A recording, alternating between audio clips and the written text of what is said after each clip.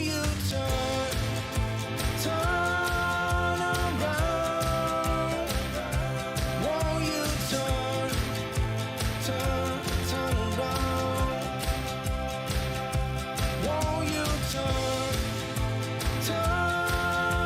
around? Come back home and find your hope and healing now.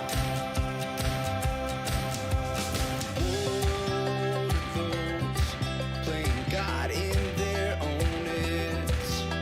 Man, it makes a slave of those who love it. I know the trappings of success.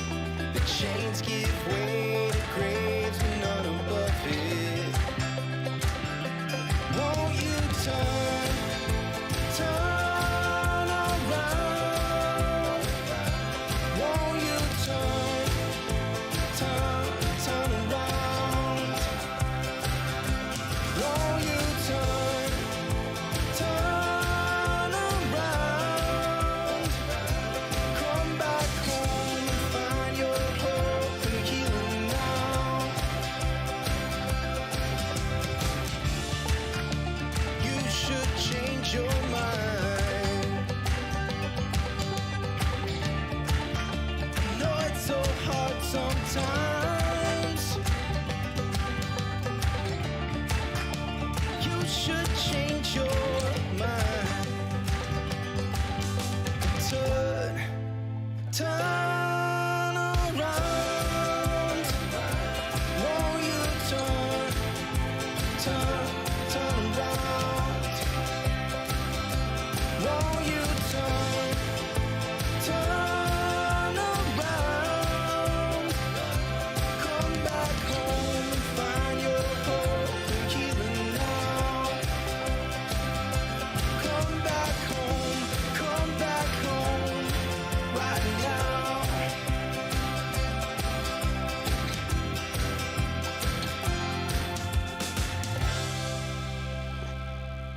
Happy Friday and happy Purim. If I'm saying that wrong, you can correct me later, NPC. But welcome, NPC, on Friday Purim holiday.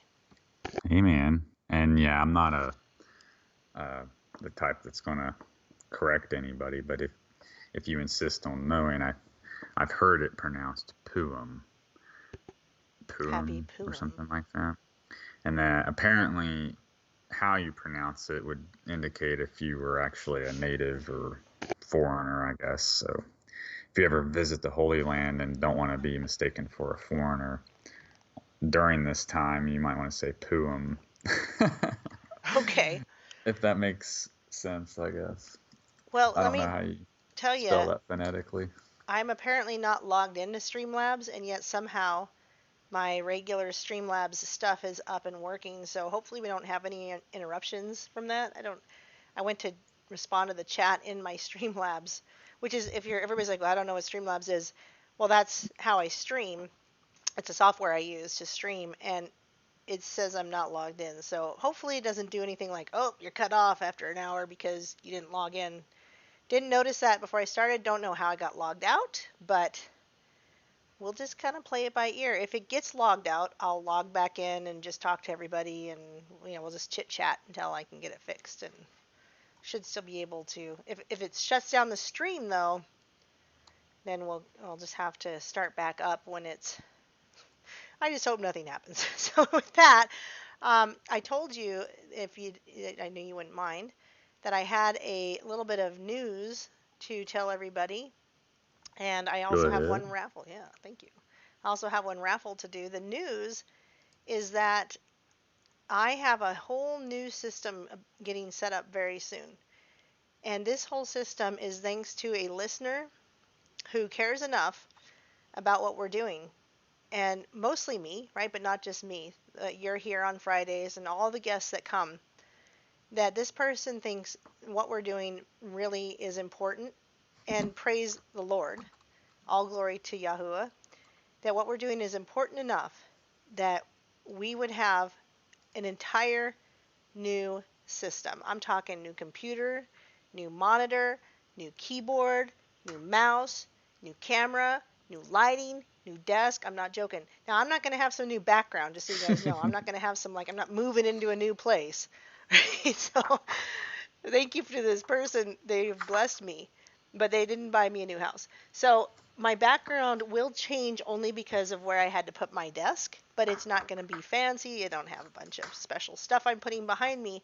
But you guys, this is such a huge deal that this person has counted us worthy to set up such a wonderful system that's going to streamline a lot of things as far as my ability to stream videos, my ability to handle, I don't need two monitors because this monitor will handle multiple scenes at once. And if Oh I'm wow. boring you guys about this, sorry, but it's a huge thing to me because it's going to just make life easier. And so I just want to shout out a big thank you to this person. And I love you so much. In the mighty name of Yeshua, I'm so grateful you come into my life. And I'm so grateful that you deem this show worthy for these kinds of things. What do you say, NPC? Oh well, that's a blessing if there ever was one. I was thinking of you kept saying new, new, new. I kept thinking of new wineskins, and how and this is the first time I'm actually having wine in 2 years because apparently during Purim. yeah apparently during Purim you're supposed to have wine so much. So imagine, stop drinking and then you learn, oh, you're supposed to now apparently have it occasionally. So I'm trying to learn how to balance things. That's why we're Um, learning together. so I guess the key to that is having a reason to imbibe. um, Although it did say you're supposed to actually, I wouldn't want to use the word drunk, but you're supposed to become inebriated. It's according to one of the rabbis I was listening to, and I just thought that was really strange. But the purpose behind it was to manufacture gladness, because see, the only other time that there's really any drinking is during a wedding, right? And so with Purim, this is a feast, a royal feast. And what I found interesting was Xerxes didn't go, I don't think. So this was really Esther marrying her people in a sense, much like the father will, the head of the body of Christ will be marrying when he returns. So I personally find the Purim story to be very powerful, once it's understood. But when it was first revealed to me, I mean, remember when we studied it a few months ago, I really didn't understand it at all. I hadn't even heard of Esther, really.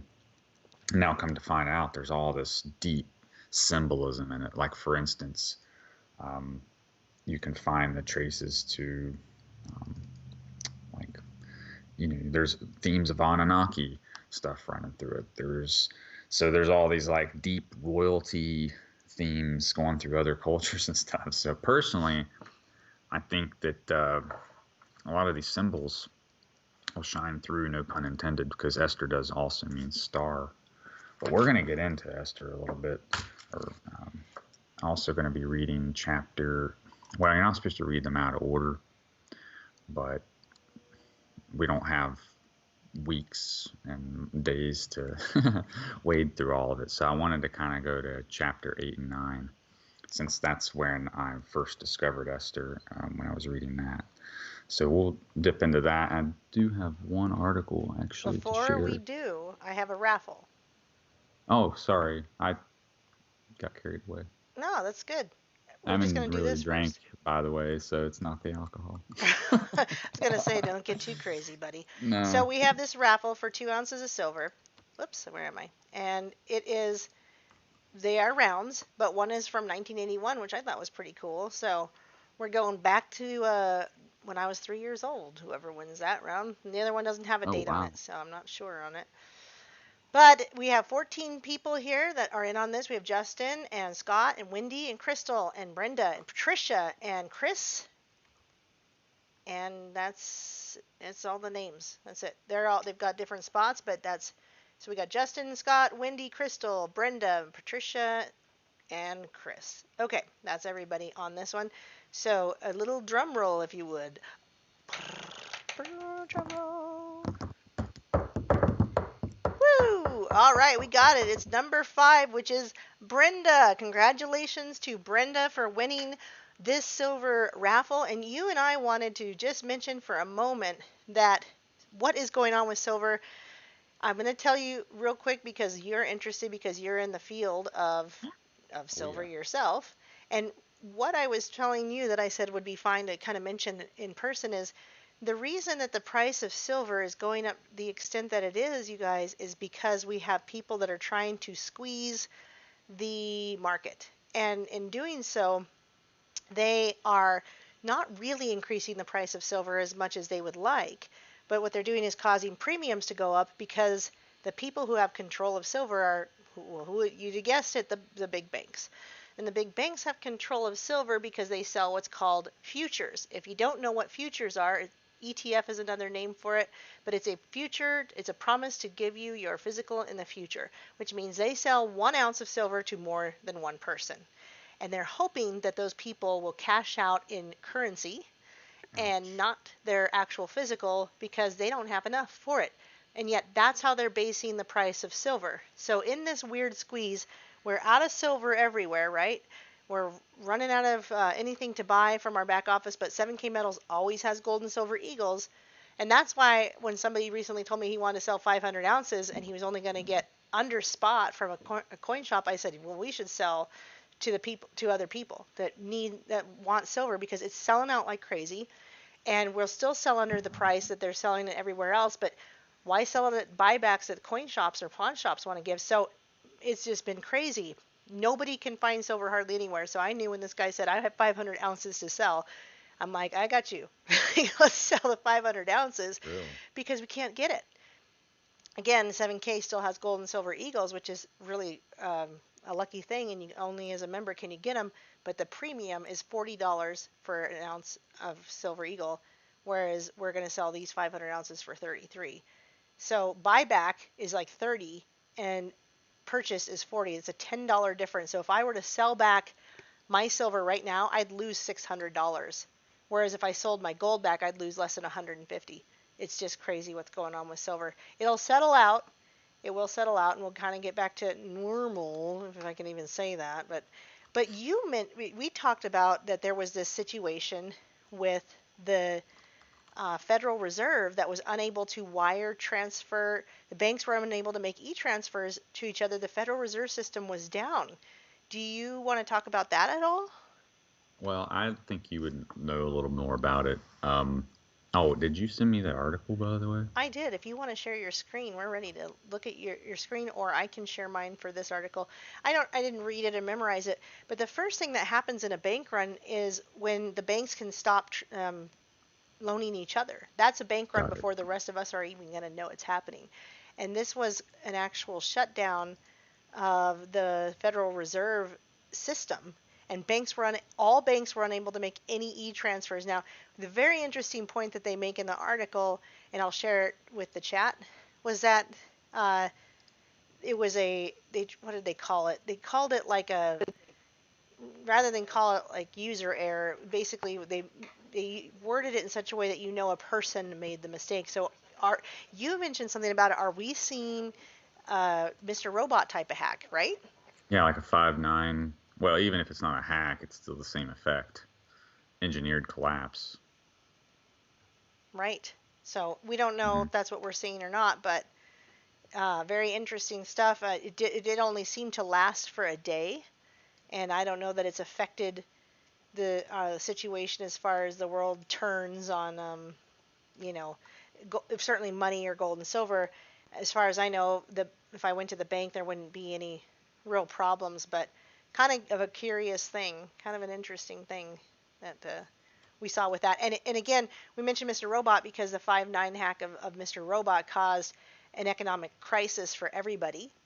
And yes, it did. Yeah, Forced the use of Bitcoin, something like it. Right, the e-coin, which was a centralized cryptocurrency. And just a reminder, Bitcoin had a big drop recently and people got a little upset.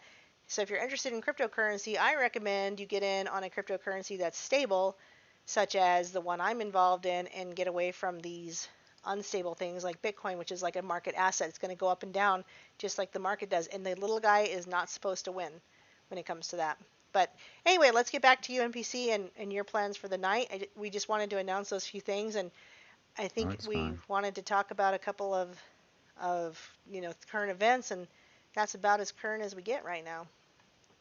Yeah, I forgot to even talk about the Bitcoin article last time, but it hit 50,000 finally, and then the correction came in, and I think it dropped down to like, I don't know, 45,000 or something like that.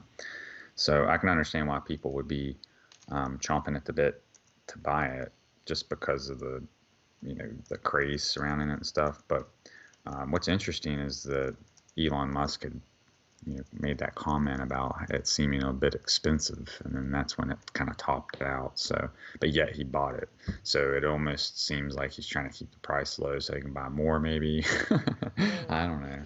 But the Tesla stock did go down after that purchase. So it's kind of interesting to watch all that stuff play out the way it is now. I think, like you said, it's very volatile. I don't think stocks are even a good investment anyway. So if you're going to do them, or if you have like 401ks and stuff, like my advice would be to roll it over into like silver mines or something like that, like where they're actually mining it, or just buy silver. I got rid of mine 401k stuff a long time ago, and you were talking about this wire transfer fiasco. So again, that's another. We have Janet Yellen talking about Bitcoin in general and these risks that are surrounding it and stuff. So I'm not so sure that they'll adopt Bitcoin. I think they're going to create their own type of cryptocurrency. Yeah, they will, and it will be centralized, and it will be not decentralized like some of these others that, as far as I understand, cannot be hacked into and cannot be broken into. We have one of those people that thinks that we are only talking about Mammon, but if you listen to the show, you're going to hear that there's going I'm to be as far about from Mammon as you can get. 2.5 hours of not talking about that at all. So stick it out and be patient and watch the self-righteousness. That's all. Well, the thing is, if we didn't do the raffles and stuff before, then it's not likely people are going to stick around, because I never know how long these are going to be. So Right. We don't want to do it at the end. But anyway, is that all you were wanting to mention about the cryptocurrency? I can read this article now. That's it. Okay. So this here is from Liberty Unyielding, and let me get the share going here.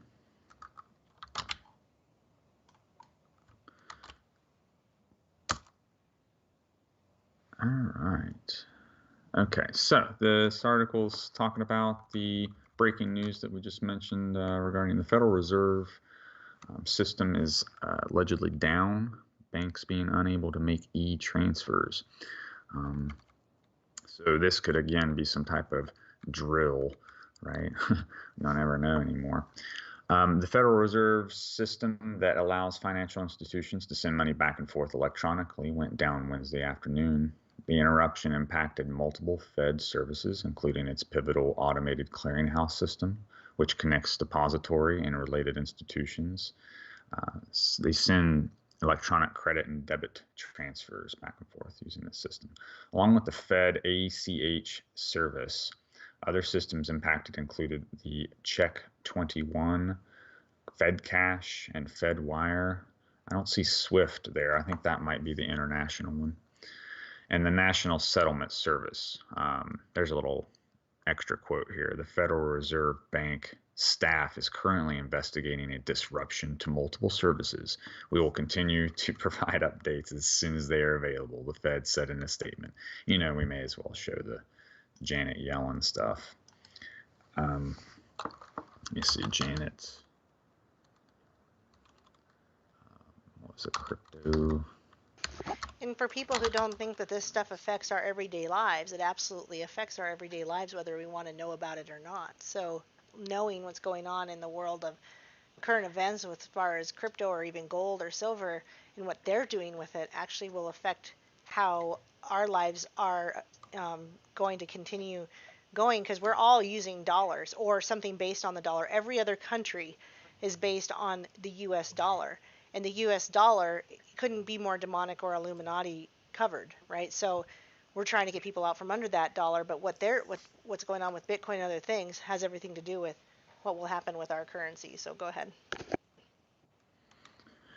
Yeah, I mean, sounded like when you were explaining futures, the whole concept of futures in regards to silver. I mean, that's kind of a fractional reserve. Yeah, they're just doing what they're doing with Really. dollars. They're selling paper and selling 1 ounce to multiple people. So they're selling 1 ounce of silver to 5 people. So if those people wanted their physical silver, they're not going to get it. And that's why silver is held down as far as the dollar value. That's where the pinch comes in. That's so yeah, ouch, indeed. They're selling something they don't have. So yeah, all people got to do is make a call on that silver. That's why people were trying to get folks to do it way back when and crash J.P. Morgan, because I think maybe they were one of the folks involved in shorting They were. futures. They bought up tons of it, and they weren't even supposed to be allowed to under the COMEX rules. But the COMEX gave them a break because they're a bank and they're going to get some. They help each other out. It's just the wealthy helping out the wealthy. If the little guy tries to squeeze it like they did, all it does is make a premium on gold and silver much, much worse. Yeah, exactly. This article here is from the South China Morning Post, so I'm not sure if that's anything like the New York Post, but I'm going to go ahead and drop this just because it's what I found there. But anyway, this one will talk about Bitcoin slumps further after Bill Gates, Janet Yellen become latest to question the cryptocurrency's durability. So here on one side, we got Elon Musk buying it and pumping it up, but then also making a disparaging remark that caps it, right? And then we got these folks, Bill Gates and Janet Yellen, coming in with their own criticisms. Again, probably because they want to make their own.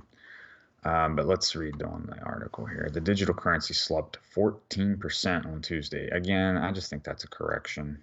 So, like, people that own it are going to be selling it to people that are newcomers to the market. So that's usually what that is, I think. Falling below 47,000, see, and then taking its pullback from the all-time high hit on Sunday to around 20%. So yeah, it sounds like it's a lot, but when it started out pretty low, so I think you'd even be satisfied. But it's just, this stuff doesn't even exist. That's what's so crazy about this, is that people are paying for, it's not even, it was never intended to be a store of value. This is supposed to be a form of buying things electronically. And so, the real issue here, I think, is that you can sell people IOUs and they'll like it.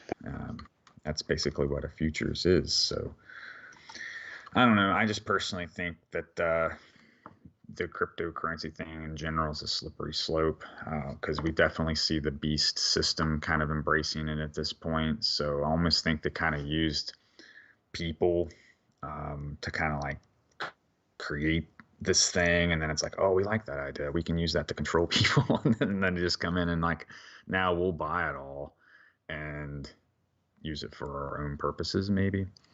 So I don't know, because you're using the 5. So I'm trying to think like how E Corp had their own coin. It wasn't like they let a Bitcoin-esque coin flourish. This was something that they had. So I don't know. It was kind of like a Walmart figure too. Like they were all over the world too, right? E Corp. Oh yeah, everywhere. Like it was everything. You were riding in a taxi cab. You could use your QR code. I tried to make a video of it, but I couldn't, because it just, not only would I I wasn't getting a strike, but not only was I getting a copyright infringement, I was getting the video completely taken down entirely. So I could not show the clip where the girl is sitting in a cab. And again, always some news in the whole show. And I think this counts. This is why it matters. Is there's always the news on everywhere they went, whether they were in a waiting room, whether they were in a cab. There was a TV constantly on, and while she's in the cab, the TV is saying, now you can use eCoin with your phone and How to use it pay for the fare? just to pay for for anything.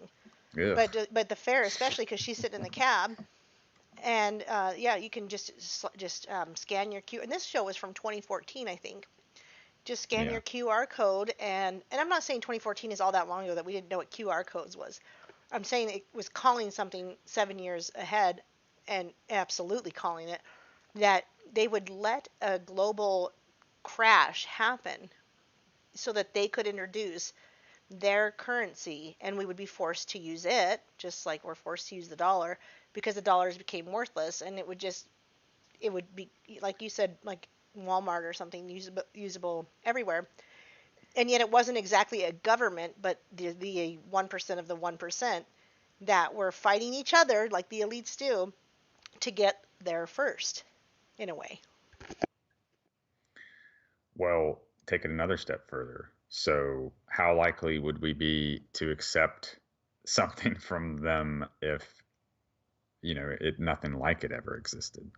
So, you kind of have to let it happen organically, or even if it's kind of shepherded a little bit, like a CIA pet project or something.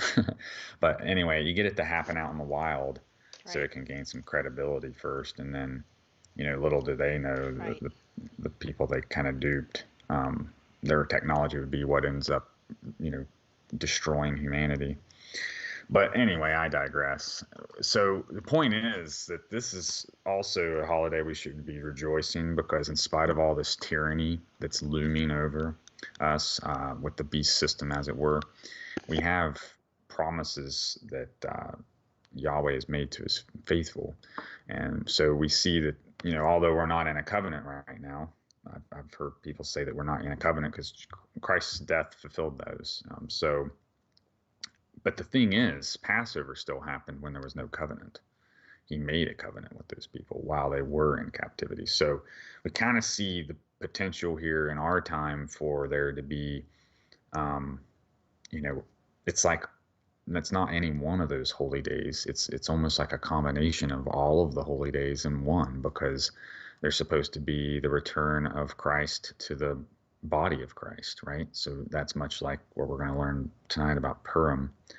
And then that is also, being Christ, that's emblematic also of Passover. And of course, he's also going to be the branch and rebuilding the Sukkot, which is the tent or original tabernacle, not the stone one, but the original one in the wilderness that they did after Passover. And I learned also that the Purim, I think originally, if you they shared the link with me, and I don't have it right now to share with you, but the link that I was reading described the anniversary dates, and I guess the original date for this Purim isn't what we celebrate today, but was actually during Passover. So I found that very interesting also. So it would occur during the same time of year, I think, is what it meant. Not like it's obviously not the same time because they're different events, but the same time of year is what I mean to say. So I think that it's probably been put here to maybe differentiate it a little bit from Passover. But still yet, it's very interesting. And when you put the date in for tonight, you'll get the 15th of Adar.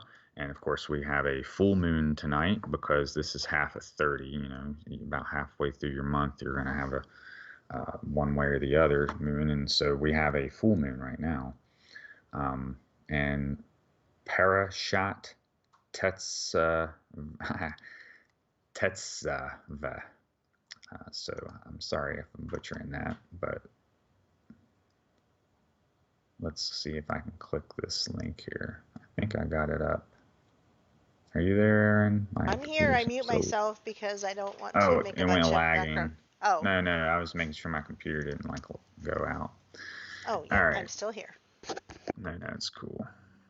All right. So the reason I brought this up is because for each of the holidays or the holy days, there are Torah portions that they would like you to read. So, I went ahead and brought that up too. Well, this one's actually, I hope it doesn't do the voice. All right, so it wants us to, and if you notice, Exodus is, of course, that same time that the Exodus occurred, of course. So let's see how it relates to Purim. Oh, yeah, I did actually have it up already. Okay, let me exit that. I've got too many windows open as it is. Okay. Sorry, guys, this lagging's getting... Yeah. I forgot to turn my VPN off this time, so Uh-oh. I know if I do it, it'll be a disaster, so I'm trying to cope with it. Sorry. Well, if we have to restart it somehow, we can always Well, you do already that. had all your problems, so I was like, well, if something happens, I'll just take that as an opportunity to turn Well, the VPN it's not off. really a problem. It's just weird. I don't know how I got logged out, but it's still working, so we're good to go. So let's keep going. All right, so, well, this is Ezekiel here. So must have got the wrong one somehow earlier. Sorry for the delay. Well, anyway, this portion here is going to be from Exodus 27:20 through 21. I'll go ahead and drop you guys a link. All right, and so I'm going to read a little bit of this Torah portion here. You shall make the altar of acacia wood, 5 cubits long and 5 cubits wide.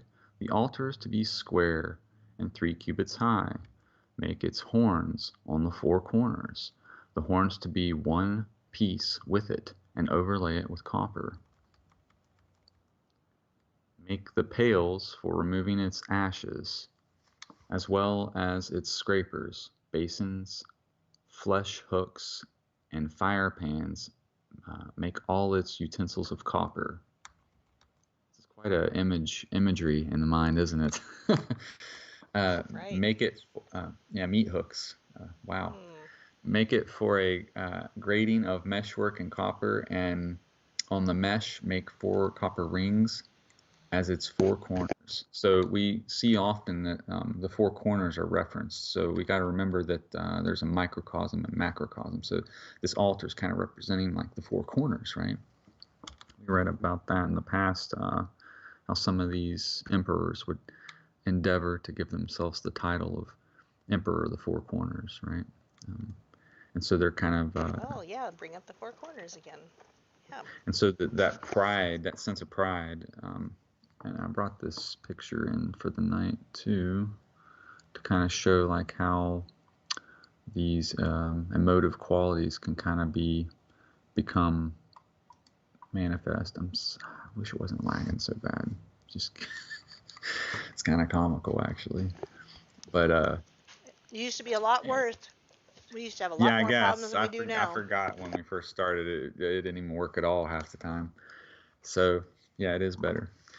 Okay, so we've talked about this in the past too, the hierarchy of angels. And so when we hear about these different words sometimes, as we're going to be learning tonight with Esther, this king was over 120 provinces. So undoubtedly his territory spanned through multiple different other principalities and dominions, and I mean there's a lot of rulers in his kingdom, and I found this very interesting that he had kingdoms ranging from India all the way to Kush. I mean, it's just a vast area. So I was always wondering like how the Sanskrit, how it was related to Hebrew. I never really understood how that was until I was reading this, and I thought, oh, well, maybe that's one of the possible ways that those two became related. So if anybody studies language, they might want to look into that a little bit. So anyway, whenever these tyrants form, you got to remember that Lucifer and his angels did fall from these orders. So when we're reading this stuff tonight, we can kind of imagine not the king so much, but Haman and his 10 sons are supposed to be emblematic of some of these things like pride, but also If I can get this tab here to activate. This one talks about the 10 Activate toes. tab. Oh, wrong tab. Although that's important too, but I'm looking for the Daniel thing. So give me just a minute here, because there's a thing up. Yeah, here we go. Image and 10 toes of Daniel. So one other parallel to make as we're reading through this, I'm kind of prefacing things so it'll make a little more sense later. This is the dream of 10 toes. And so Dan means judgment, right? So the visions of Daniel would be visions of judgment. And you guys, you and Ben's cover Daniel a lot, so I find this very interesting. So what we see happen in the story is that Haman and his 10 sons are trying to use the government as a cudgel. And, so they go into the king and get him to make this decree, right? Well, the reason for that was because Mordecai would not bow to Haman. And this offended him in such a way, or the spirit in him, rather, in such a way that he got the decree in order. But, all along, Mordecai had told Esther not to say anything about being Jewish. And so when she finally approaches him, she does so after 30 days of not hearing from him. And when you told me that she was risking her life at first, like, I never understood what you were talking about. Well, here's what it was.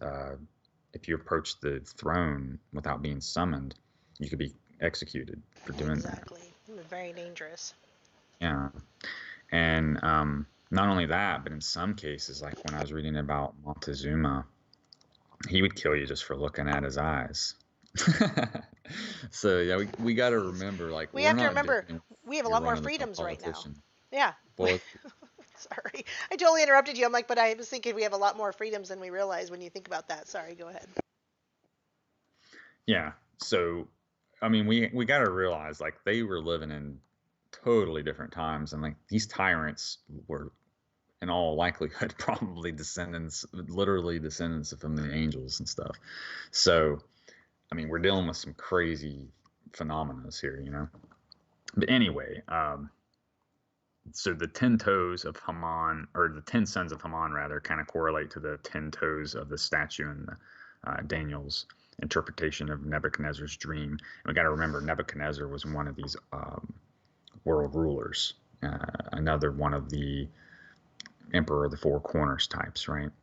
And so we see the altar of God also having this symbolism of the four corners. I'll try to take less tangents since it's lagging so bad, but sometimes it is helpful. And it didn't specify which. There we go. Okay, I was going to say it normally highlights. This is the one it really wants us to share for tonight. So from the Sephariah, you shall further instruct the Israelites to bring you clear oil of beaten olives for lighting, for kindling lamps regularly. So if we're reading in the Bible that talks about oil, this is a pretty good indication right here of what kind of oil it might be. This is what they were using as they were leaving, right? So again, the wise and foolish virgins, what kind of oil were they using in their lamp? Well, it may have been this. We'd have to look at the interlinear, though, maybe. Let's continue here. This would be verse 21, Exodus 27:21, and then it starts here with 28. Aaron and his sons shall set them up in the tent of meeting outside the curtain, which is over the ark of the pact, the covenant, to burn from evening to morning before the Lord. It shall be a dew from the Israelites. It shall, I guess it's a dew, as in they have to do it, perform it. It shall be a dew from the Israelites for all time throughout the ages. So in other words, we see in Deuteronomy several times, it's like, you remember you were a bondman in Egypt. So do this thing I'm commanding you to do. Kind of sounds like one of those things, even though it wasn't phrased quite the same way. But we see an evolution of things, as he's teaching his people. Let's continue here on chapter 28. I don't know how long this goes. Let me check real quick. Okay, so this is a good chunk of Torah portion. Torah is the earlier parts of the Bible, so that's why we're reading this.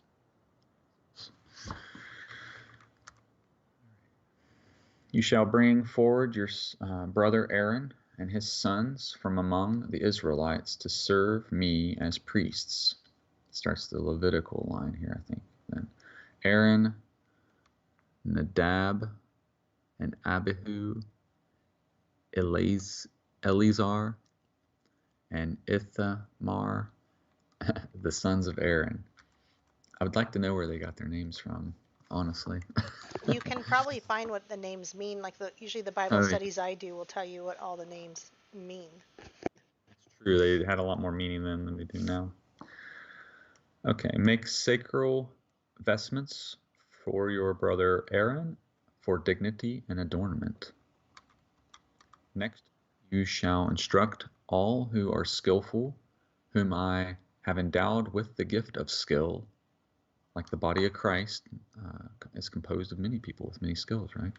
To make Aaron's vestments for consecrating him to serve me as priest. So here we're seeing Aaron elevated as the priest, being given some vestments here. These are the vestments. They are to make a breastpiece, an ephod, a robe, a fringed tunic. This is where we get the tefillin from as well, like the blue fringe on the shawls. This is all part of that. A headdress and a sash. They shall make those sacred vestments for your brother Aaron and his sons for priestly service to me. They therefore shall receive the gold, the blue shows up also in the story of Purim. Mordecai's cape, I think, is blue and purple, maybe. The blue, purple, and crimson yarns and the fine linen. So this makes a lot more sense why his cape would be that. They shall make the ephod of gold, of blue, purple, and crimson yarns, and of fine twisted linen, working into designs. So why these colors, I wonder, right? I've seen crimson and blue would make purple, right? Mm-hmm. So that's kind of interesting there. The blood of Christ. Well, the purple is for royalty. Well, but why? Because it's the blue represents law, and this represents blood. So yeah, royalty is when you have, both, I guess, going for you, right? So let's continue here. It shall have 2 shoulder pieces attached. They shall be attached at its 2 ends. And the decorated band that is upon it shall be made like it, of 1 piece with it, of gold, of blue, purple, and crimson yarns, and of fine twisted linen. Then take 2 lazuli stones and engrave on them the names of the sons of Israel. And remember, they might have been using the shamir worm for this. At least that was one application they could use.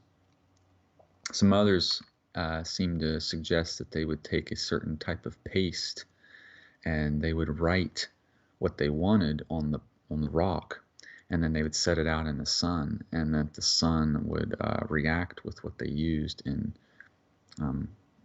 engrave it. Pretty interesting. Oh, please disregard that. I'm sorry. Somebody's calling me. Because you're so popular. Just my best friend. 6 of their names on the one stone and the names of the remaining 6 on the other stone in order of their birth. They know that I do this around this time, so I don't know why they call. Because they know. Oh, yeah. It is a Leo, so maybe they're competing for attention. That should be the last ring. There we go. Sorry. No problem. We're all Let fine. me repeat this, please, because this seems kind of significant. Because this is remember, the breastplate is going to have all of these different stones on it, so I want to make sure we get this right. So then take two lazuli stones and engrave on them the names of the sons of Israel, 6 of their names on one stone, and the names of the remaining 6 on the other. So we got 2 stones of lazuli with 6 on one and 6 on the other. Okay. Then lazuli is also blue, I believe. Would you agree with that? A shade of blue, perhaps. Does it start with an A? Where's the word? Lazuli. Lazuli? Usually accompanied with lapis. I mean, Lapis maybe, lazuli. because I'm used to azul, which is blue in Spanish. Oh well. Okay. Yeah.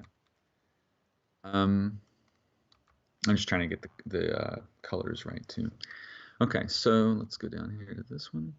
On the 2 stones you shall make seal engravings, the work of lapidary. This is the working with stones, I think, is the profession name for that. Of the names of the sons of Israel, having bordered them with frames of gold. Attach the 2 stones to the shoulder pieces of the ephod as stones for remembrance of the Israelite people, whose names Aaron shall carry upon his 2 shoulder pieces for remembrance before the Lord.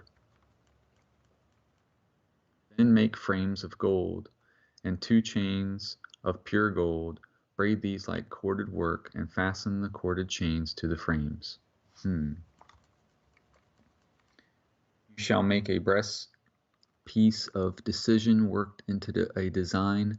Make it in the style of an ephod. Make it of gold, of blue, purple, and crimson yarns, and of fine twisted linen. It shall be square and doubled, a span in length and a span in width. Set in it, set in it mounted stones in 4 rows of stones. The first row shall be a row of carnelian, chrysolite, and emerald. Emerald pops up again in Revelation 4. It's a reference to the throne is considered that. The second row, a turquoise, a sapphire, and an amethyst. The third row, a jacinth, an agate, and a crystal. Well, that's does that mean quartz, I wonder? And the fourth row, a beryl, a lapis lazuli. See here, it adds the lapis, so maybe they're not the same. Maybe lazuli describes a gem or something. We could always look it up. And this is not my typical source, so I don't have the interlinear to rely upon. They shall be framed with gold in their mountings. The stones shall correspond in number to the names of the sons of Israel, 12 corresponding to their names. They shall be engraved like seals, each with its name for the 12 tribes. On the breastpiece, make braided chains of corded work and pure gold. Make 2 rings of gold on the breastpiece and fasten the 2 rings at 2 ends of the breastpiece, attaching the 2 golden cords to the 2 rings at the end of the breastpiece. Then fasten the 2 ends of the cords to the 2 frames, which ye shall attach to the shoulder pieces of the ephod at the front. Make 2 rings of gold and attach them to the 2 ends of the... I know this is tedious. Let me skip a little bit ahead, because this is quite a lengthy. Lazuli is an azure blue semi-precious stone, by the way.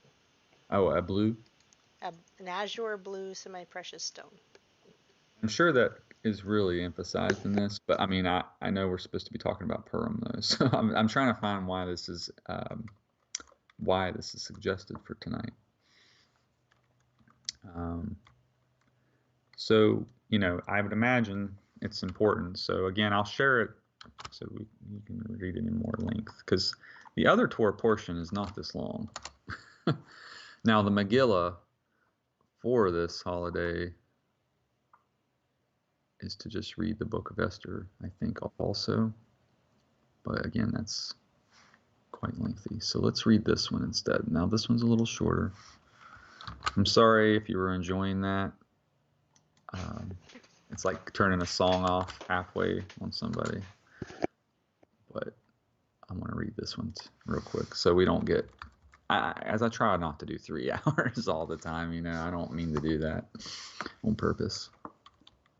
Okay, for the sake of time, we'll go ahead to the Ezekiel 43 Torah portion. Now you, O mortal, describe the temple to the house of Israel and let them measure its design.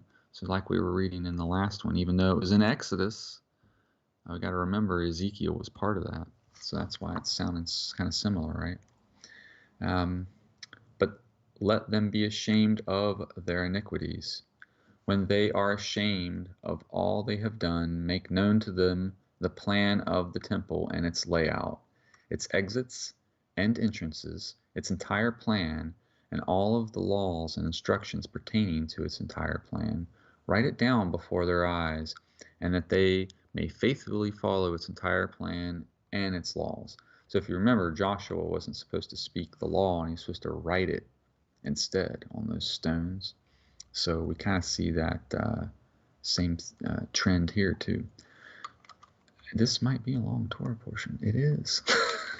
I thought it was only 2 or 3 verses. I'm so sorry. Okay. Well, these are both about the temple and the building of the temple.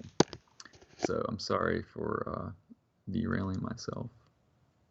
But we'll go ahead and move to this, because if we don't, we're not going to get to Esther. So sorry for the Torah portions, and they're supposed to be sang also. I'm not fluent enough with them yet to sing them. So honestly, to do it justly, I should be singing it. And so I've been doing that with my prayers at least, and kind of getting a feel for it. So maybe when I get a little more comfortable, I can go back and do some of these things the proper way. Yeah, we've talked about singing some prayers. Of course, they're for a supposed to while. be sung in Hebrew. I do it. It's just when you're ready. I don't want to do it live. I don't want to do it in front of people. It's just kind of embarrassing because you sometimes mess up. It may not sound good to other people, but it sounds good to me. Anyway, one thing I wanted to touch on over the weekend, calling for Moshiach Meow. Jews around the globe were united in prayer for Moshiach. And so this did occur in the same month. And so they're really placing a huge emphasis on Purim, and thinking that, they're actually going to receive their king during this time also. So it's kind of interesting because, we know that that's probably not going to be the king that it's not the one we should want, right? But it's going to be the one they get. And so it's almost like they're going to get this Haman character, in a sense. So I just wanted to share this article real quick. We don't have to go into it in depth, but just know that they had a pre-prepared prayer. And so that if you were in these different time zones, you could pray simultaneously with others. Now, I'm not going to talk bad about this necessarily, because they do seem to reference Hashem, they seem to be reverent, but at the same time, I don't know, because like if you're really a Messianic Jew, you would think you would know better, I think. Are you saying the Messianic Jews were praying this prayer?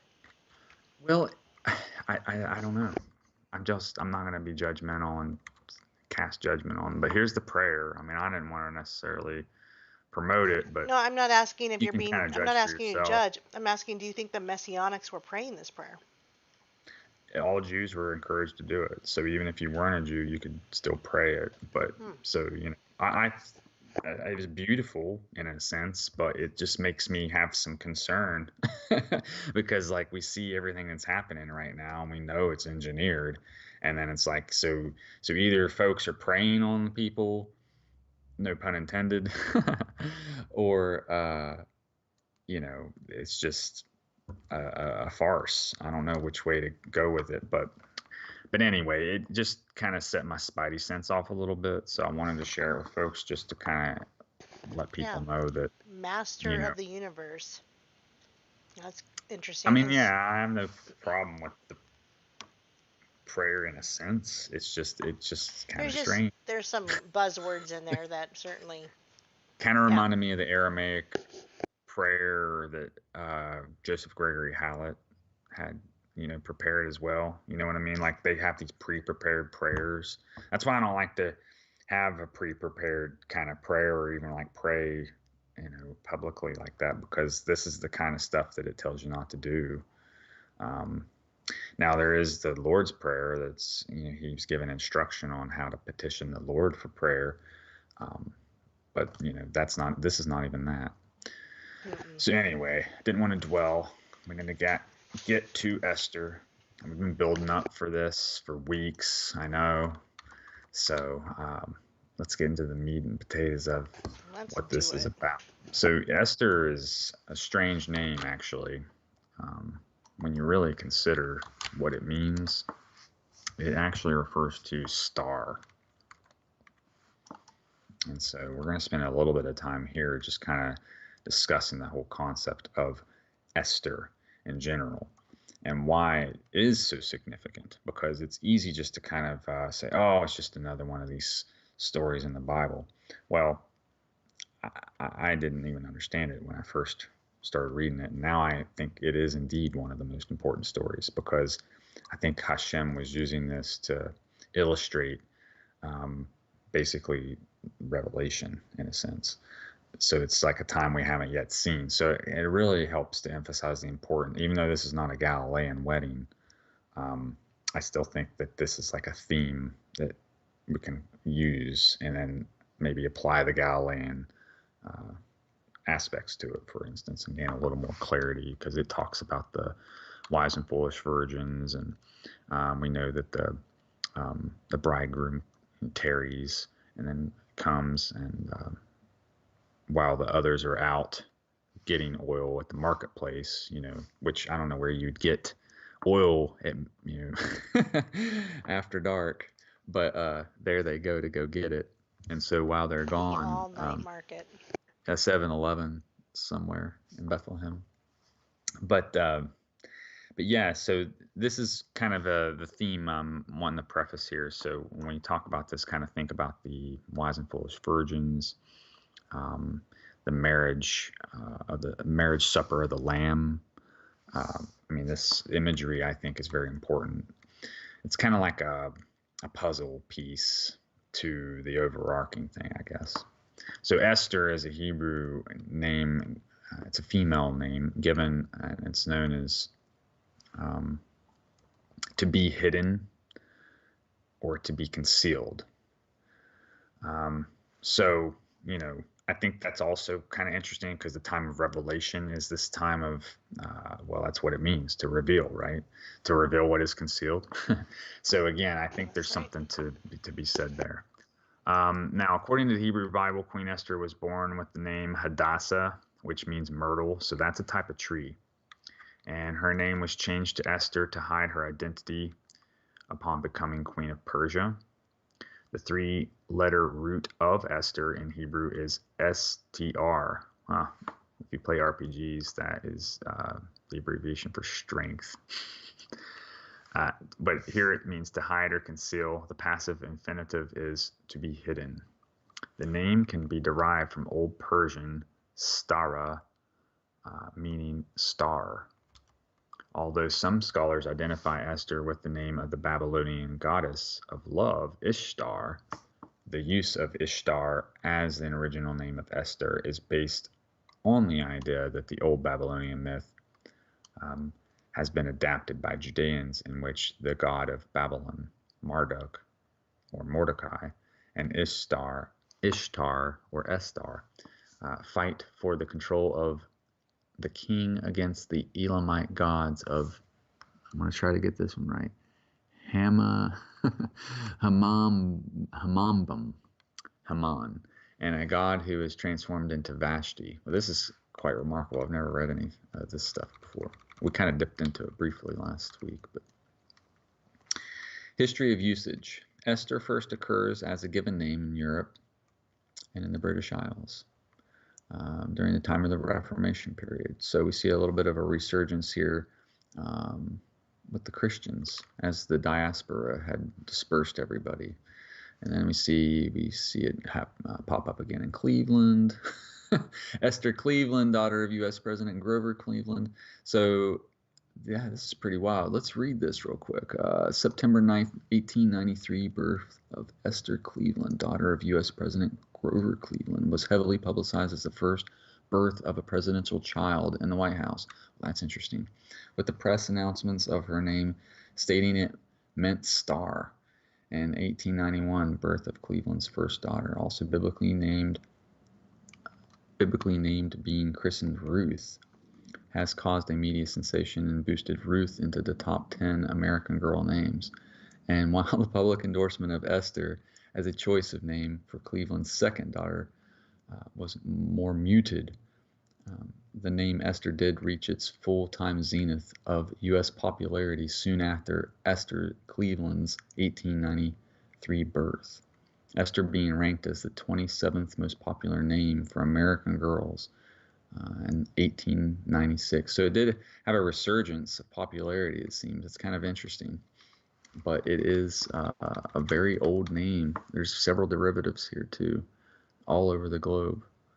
But most of them seem to be centered in that area where King Ashurbanipal, I think is how you pronounce it, he had 127 kingdoms. So we can kind of see that maybe some of these are derivatives from the fact that, the kingdom was vast.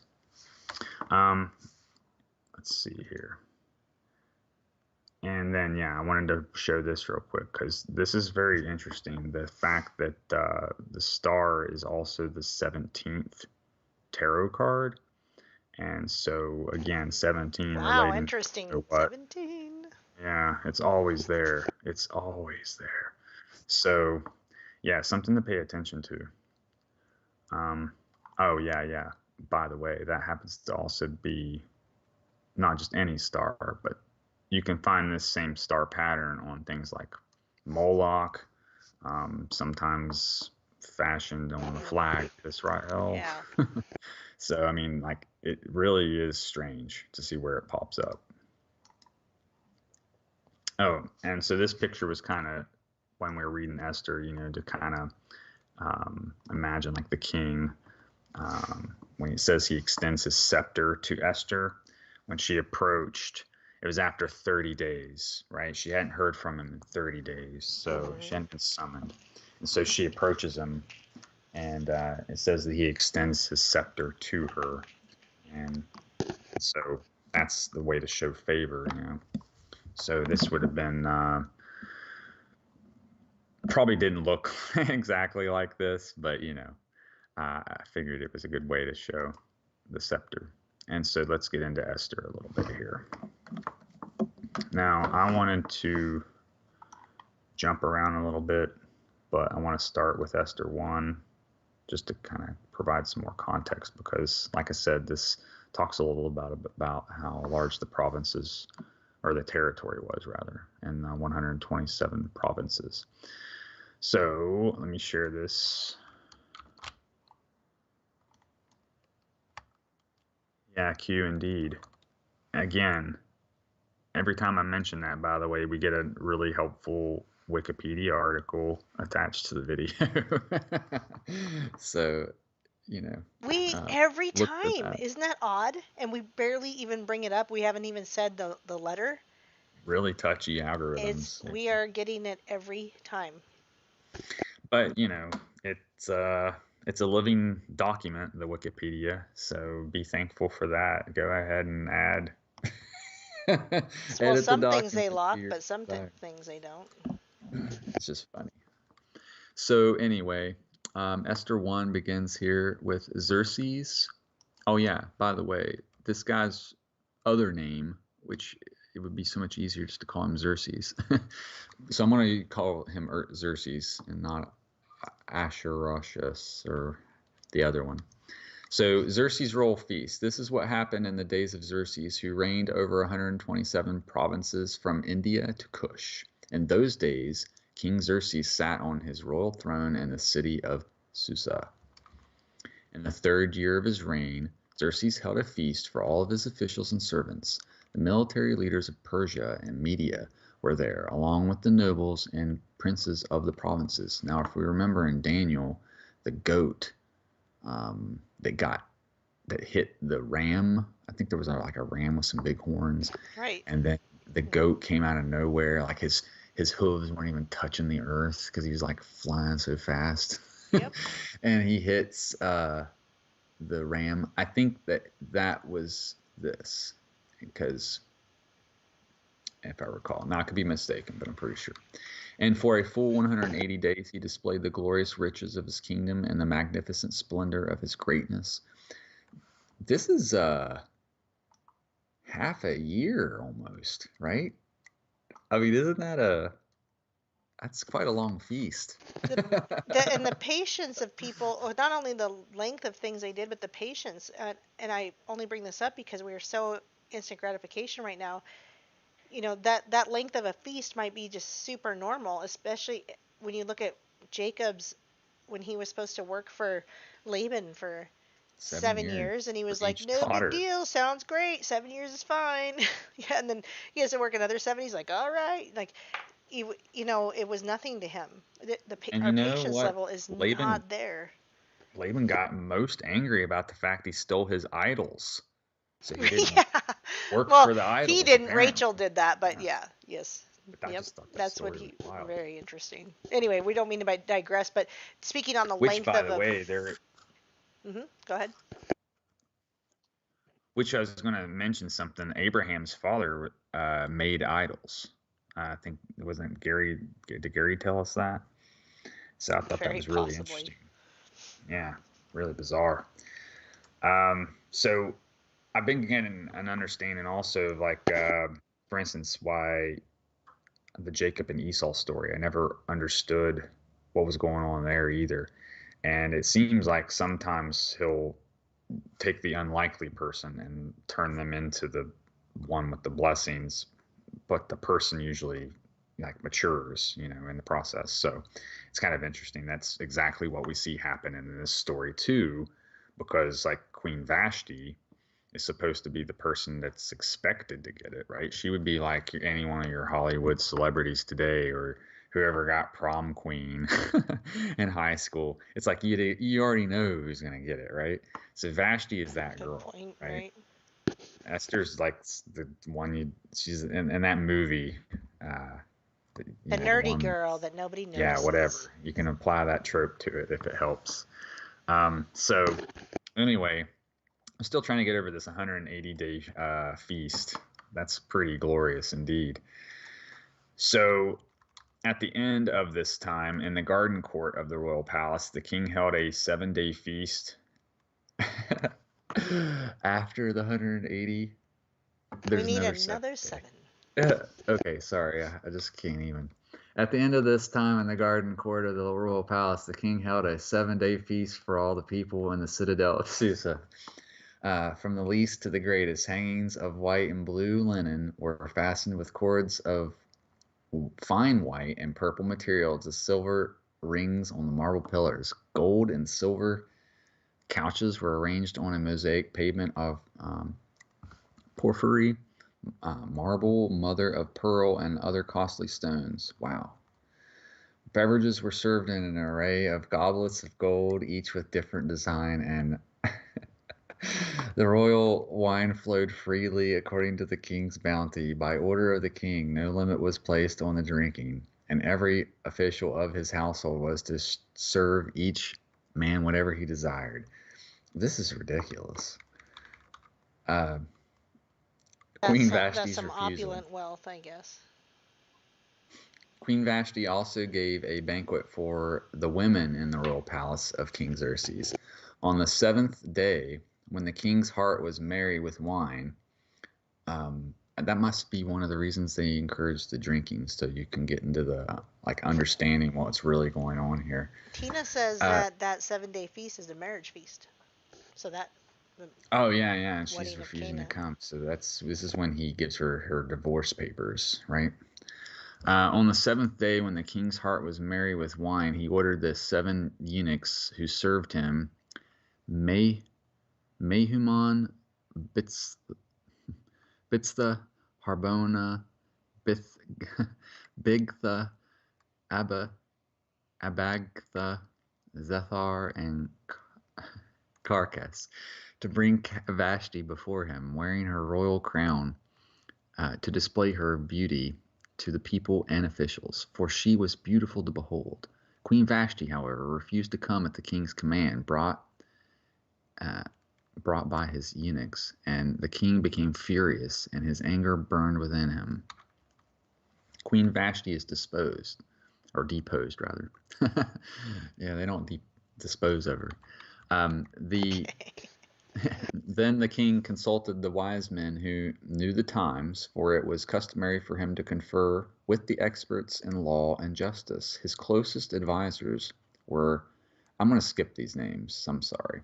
The 7 princes of Persia, there's no point. I'm going to butcher them. And the 7 princes of Persia and Media, who had personal access to the king and ranked highest in their kingdom. So he brought together his wise men. This is a trend we see often with Pharaoh, and all the bigwigs had their seers, right? Nebuchadnezzar demanded interpretation of his dreams in such a way. All right, so you see these people gathered. According to law, he asked, what should be done with the Queen Vashti, since she refused to obey the command of King Xerxes delivered by the eunuchs? And in the presence of the king and his presence, Memucan replied, Queen Vashti has wronged not only the king, but all the princes and the peoples in all the provinces of King Xerxes. Verse 17. For the conduct of the queen will become known to all women, causing them to despise their husbands and say, King Xerxes ordered Queen Vashti to be brought before him, but she did not come. So we're seeing the king's sense of pride being attacked here, right? That's his wrath. This very day, the noble women of Persia and Media who have heard about the queen's conduct will say the same thing to all the king's officials, resulting in much contempt and wrath indeed. So if it pleases the king, let him issue a royal decree and let it be recorded in the laws of Persia and Media, so that it cannot be repealed, that Vashti shall never again enter the presence of King Xerxes, and that her royal position shall be given to a woman better than she. The edict the king issues will be heard throughout his vast kingdom, and so all women, from the least to the greatest, will honor their husbands. The king and his princes were pleased with this counsel, and so the king did as Memucan had advised. He sent letters to all the provinces of the kingdom, to each province in its own script, and to each people in their own language, proclaiming that every man should master his own household. Can you imagine being quote-unquote president of multiple countries like that? That's what I'm saying. We don't have emperors anymore. Like, this is crazy to even think about. Yeah. Over 127 many nations, provinces. Just one. Pardon? I said over many nations, not just one. Of course, I mean, they may have been smaller in, size, but still, it's, yeah, like you said. So the takeaway from that is that, she might have had her own valid reasons, but still, yet she resisted the decree, right? And or the word of the king. So again, we're looking at this from the divine perspective, and so again, Hashem is the name, and it's from his mouth that decrees are given, right? And so that is the word of God. And so we see the example how important this is. I think it was in Ezekiel, maybe 33 we had read once upon a time, where he was speaking with the Holy Spirit, and it says, speak to the bones and say live, or something to that effect. And so the point was that it's not possible till he says it's possible, right? So just to kind of get the point across, that in this story, that was like what was so bad, was that she didn't do what he had asked. So obviously this is just Xerxes, and he's a man, or perhaps maybe a Nephilim. but not God, right? But we're to be looking at it that way, I think, in this story. And also, she's this bride that was then replaced with somebody more deserving. So we kind of see that also maybe being the case with like the Gentiles, if you kind of think of it that way. Because, he came first for his own people and was rejected and slain. And then, the return, again, that's why this kind of has like a Revelations feel to it, because the return is also when the branch gathers the 10 tribes from that have been dispersed and, becomes the head of that. So I'm sorry, I know I get carried away. I think it's a good thing to make that connection, because as you read it yourself, you made the connection, and you've talked about it a little bit before. We're reading through Esther. I think it's a good connection to make.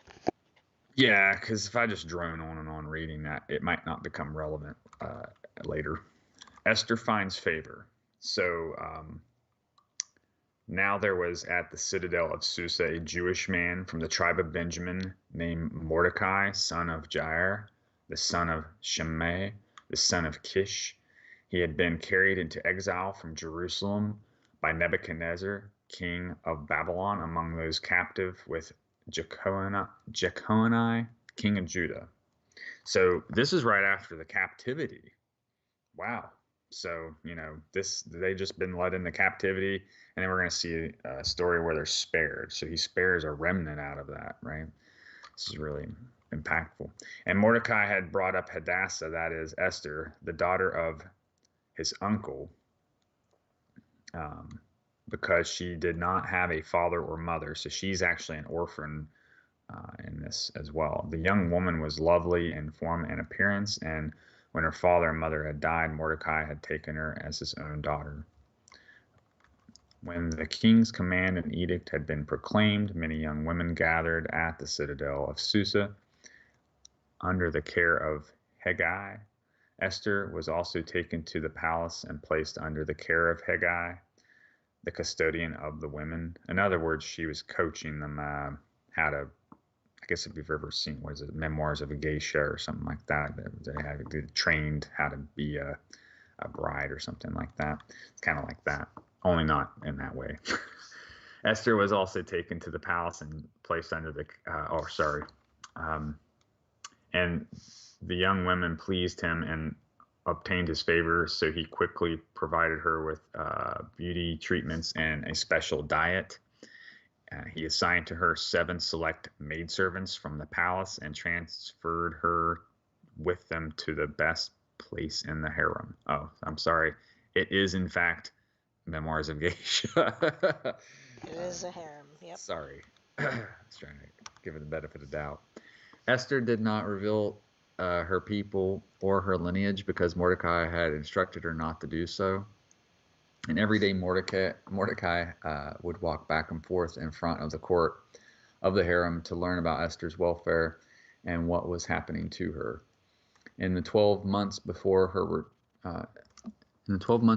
turn to go to King Xerxes, in the 12 months before, the harem regulation required each young woman to receive beauty treatments with oil of myrrh for 6 months, and then with perfumes and cosmetics for another 6 months. When the young women would go to the king, she was given whatever she requested to take with her from the harem to the king's palace. She would go there in the evening, and in the morning she would return to a second harem under the care of Shashgaz, the king's eunuch in charge of the concubines. She would not return to the king unless he delighted in her and summoned her by name. So again, the 30 days that had went by when he wasn't summoning her.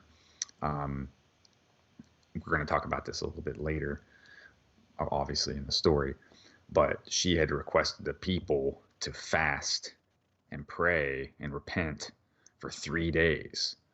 And then it was while they were doing that, she then got the courage, right? The Holy Spirit. That's why I was showing this picture earlier of see, now it's not lagging at all.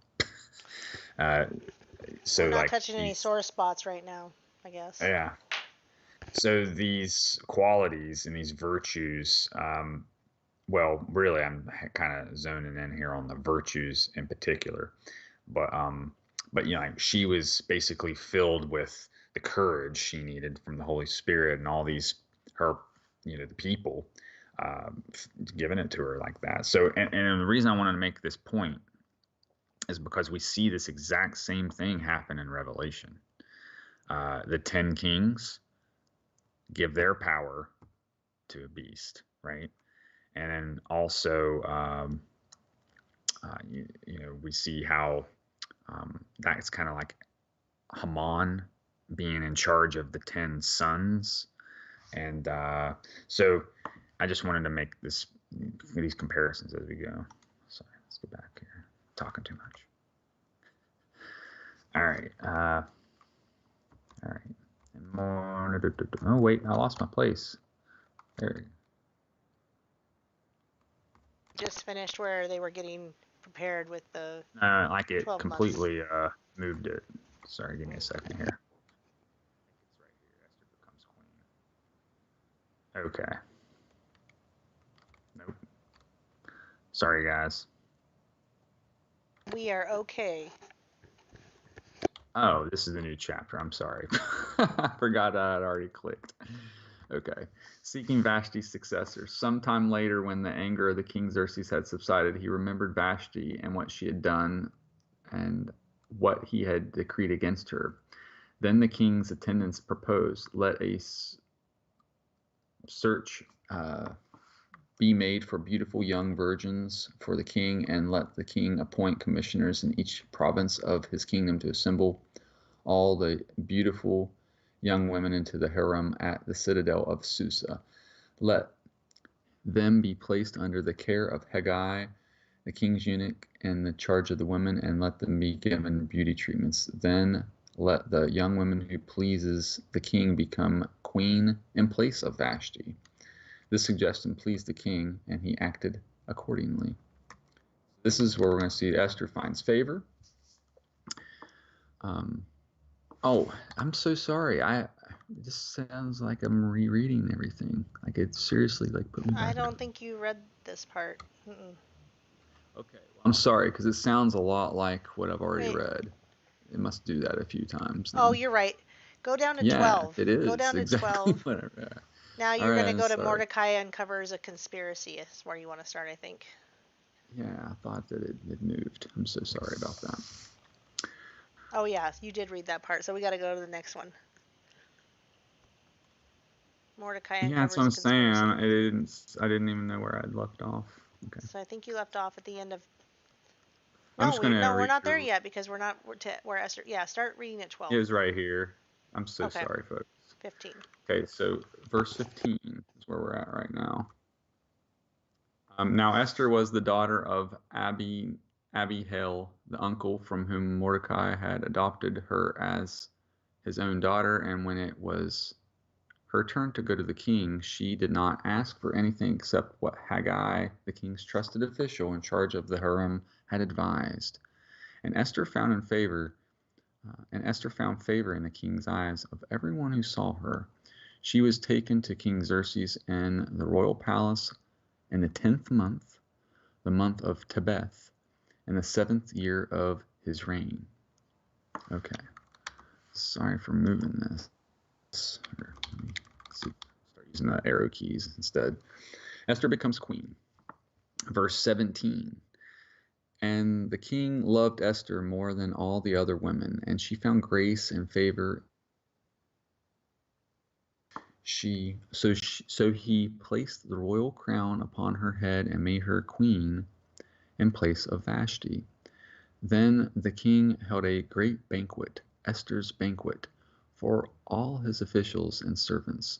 He proclaimed a tax holiday. This is a Shemitah, by the way, in the provinces, and gave gifts worthy of a king's bounty. Verse 19, when the virgins were assembled a second time, Mordecai was sitting at the king's gate. Esther still had not revealed her lineage to her people, just as Mordecai had instructed. She obeyed Mordecai's command, and as she had done under his care. Again, the parable of the wise and foolish virgins. We have 5 and 5, I think it was. So again, probably kind of a reference to this after all. Mordecai uncovers a conspiracy. That's the other word you're not allowed to say on YouTube. We're going to have Probably get 2 another one. wikis. No, I think the QAnon one covers both. It's considered like Good point, yeah. the granddaddy of all conspiracies. These people are nuts. Just don't listen. In those days, while Mordecai was sitting at the king's gate, Bigthan and Teresh, 2 of the king's eunuchs who guarded the entrance, grew angry and conspired to assassinate King Xerxes. When Mordecai learned of the plot, he reported it to Queen Esther, and she informed the king on Mordecai's behalf. After the report had been investigated and verified, both officials were hanged on the gallows, and this was recorded in the book of the Chronicles in the presence of the king. And definitely clicked it, and we're on chapter 3. All right.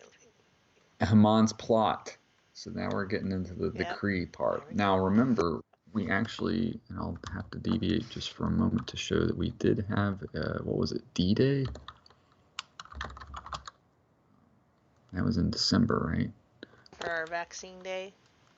Yeah. So, you know, that's what makes this story so weird, is that, yeah, like on Hanukkah, they announced that they were going to promising 20 million vaccines, and this was all under that Operation Warp Speed thing that you don't really hear so much about now. But yeah, because so Biden pretends that there was no vaccine until he came into office. Actually, I didn't get the D on that somehow, but let's see. Because that's what they were actually calling it. Yeah, look here, guys. This is ridiculous.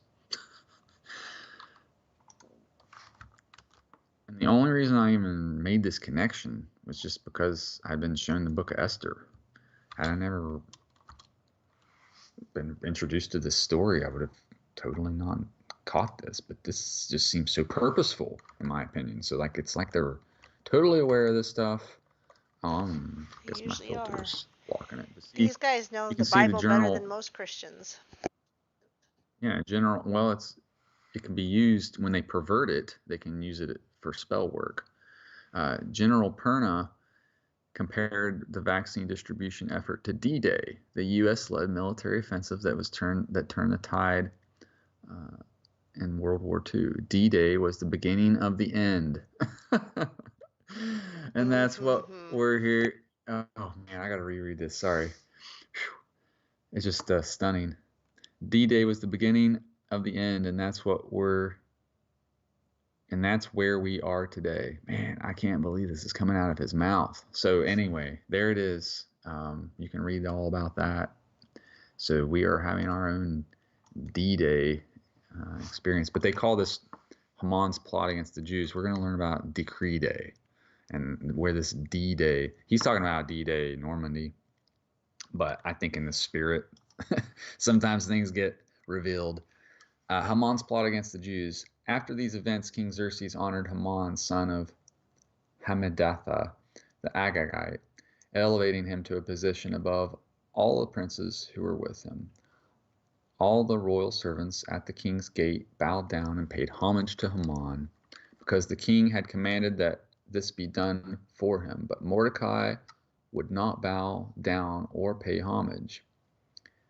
Then the royal servants at the king's gate asked Mordecai, "Why do you disobey the command of the king?" Day after day they warned him, but he would not comply. So they reported it to Haman to see whether Mordecai's behavior would be tolerated, since he had told them he was a Jew.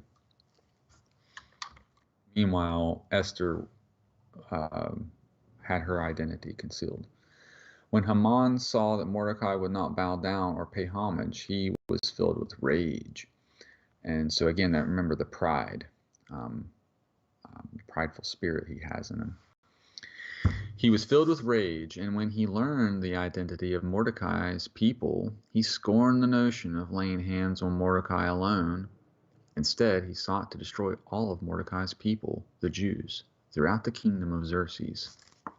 In the 12th year of King Xerxes, in the first month, the month of Nisan, so again, we're talking the Passover time there, the pur, that is the lot, was cast before Haman to determine a day and month, and the lot fell on the 12th month, the month of Adar. Then Haman informed King Xerxes. See, this is what I didn't catch the first time, is that this happened during that Passover time, but then that the lot was cast for the last month of Adar. So that's why the holiday has the date that it has, even though it was done during Passover. So we finally made that connection there. Then Haman informed King Xerxes, there is a certain people scattered and dispersed among the peoples of every province in your kingdom. Their laws are different from everyone else's. You're a peculiar people, right? And they do not obey the king's laws. So it is not in the king's best interest to tolerate them. He's trying to make a case here to the king. If it pleases the king, let a decree be issued to destroy them, and I will deposit 10,000 talents of silver into the royal treasury to pay those who carry it out. So he's trying to bribe folks, even basically putting a contract out on them. Kind of like what they might be doing to right-wing, quote-unquote, conspiracy theorists. I don't think they'd have to pay them much. Oh, you'll get your stimulus check if you rat out a few of your friends. Sure. Get a little extra You get a bonus. dollars, Yeah. and just For every vaccine you get. they're already giving out free food and beers for getting vaccines. Yeah, that was in Israel, right? They're trying to make That's it right. hip. That's right. They'll vaccinate you right there on the spot. Shot for a shot. Yeah.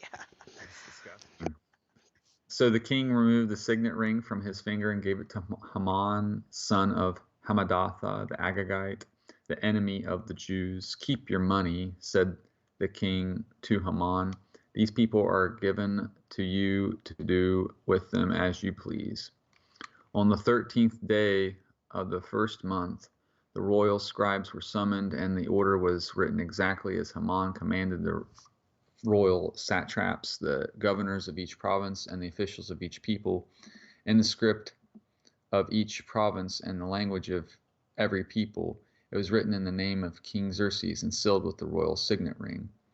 And the letters were sent by courtiers to each of the royal provinces with the order to destroy, kill, and annihilate all of the Jews, young and old, women and children, and to plunder their possessions on a single day, the 13th day of Adar, the 12th month.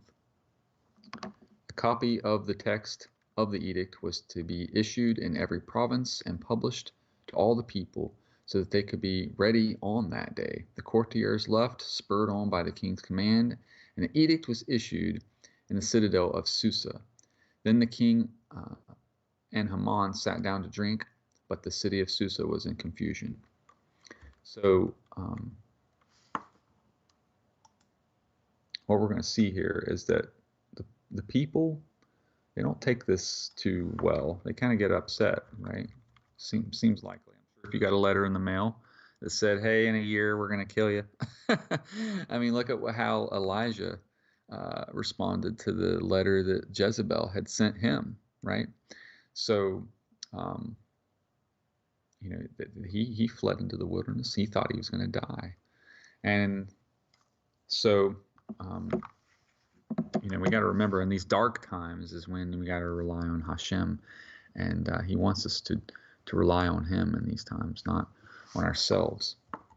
So Mordecai appeals to Esther, and this is when he's going to try and convince her to go and tell the king, hey, by the way, I happen to be a Jew. So when Mordecai learned that all had happened, he tore his clothes, put on sackcloth and ashes, and went out into the middle of the city, wailing loudly and bitterly. But he went only as far as the king's gate, because the law prohibited anybody wearing sackcloth from entering the gate. That's weird.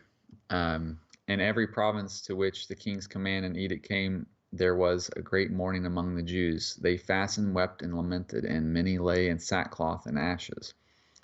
When Esther's maidens and eunuchs came and told her about Mordecai, the queen was overcome with distress. She sent clothes for Mordecai to wear instead of his sackcloth, but he would not accept them. Then Esther summoned Hathach, and the king's eunuchs appointed to her, and she dispatched him to Mordecai to learn what was troubling him and why. So Hathach went out to Mordecai in the city square in front of the king's gate, and Mordecai told him that all that had happened to him, including the exact amount of money that Haman had promised to pay into the royal treasury in order to destroy the Jews. Mordecai also gave Hathach a copy of the written decree issued in Susa for the destruction of all the Jews. For the destruction of the Jews, pardon me, I added a word, to show and explain to Esther, urging her to approach the king, implore his favor, and plead before him for her people. So Hathach went back and relayed Mordecai's response to Esther. Then Esther spoke to Hathach and instructed him to tell Mordecai, quote, all the royal officials and the people of the king's provinces know that one law applies to every man or woman who approaches the king in the inner court without being summoned, that he be put to death. Only if the king extends the gold scepter may the person live. But I have not been summoned to appear before the king in the past 30 days. So again, this 30. When Esther's words were relayed to Mordecai, he sent back to her this reply: do not imagine that because you are in the king's palace, you alone will escape the fate of all the Jews. For if you remain silent at this time, relief and deliverance for the Jews will arise from another place, but you and your father's house will perish. For who knows if perhaps you have come to the kingdom for such a time as this. Then Esther sent his reply to Mordecai, quote, go and assemble all the Jews who can be found in Susa and fast for me. Do not eat or drink for 3 days, night or day, and I and my maidens will fast, and as you do. After that I will go to the king, even though it is against the law. If I perish, I perish. So Mordecai went and did this, all that Esther had instructed him.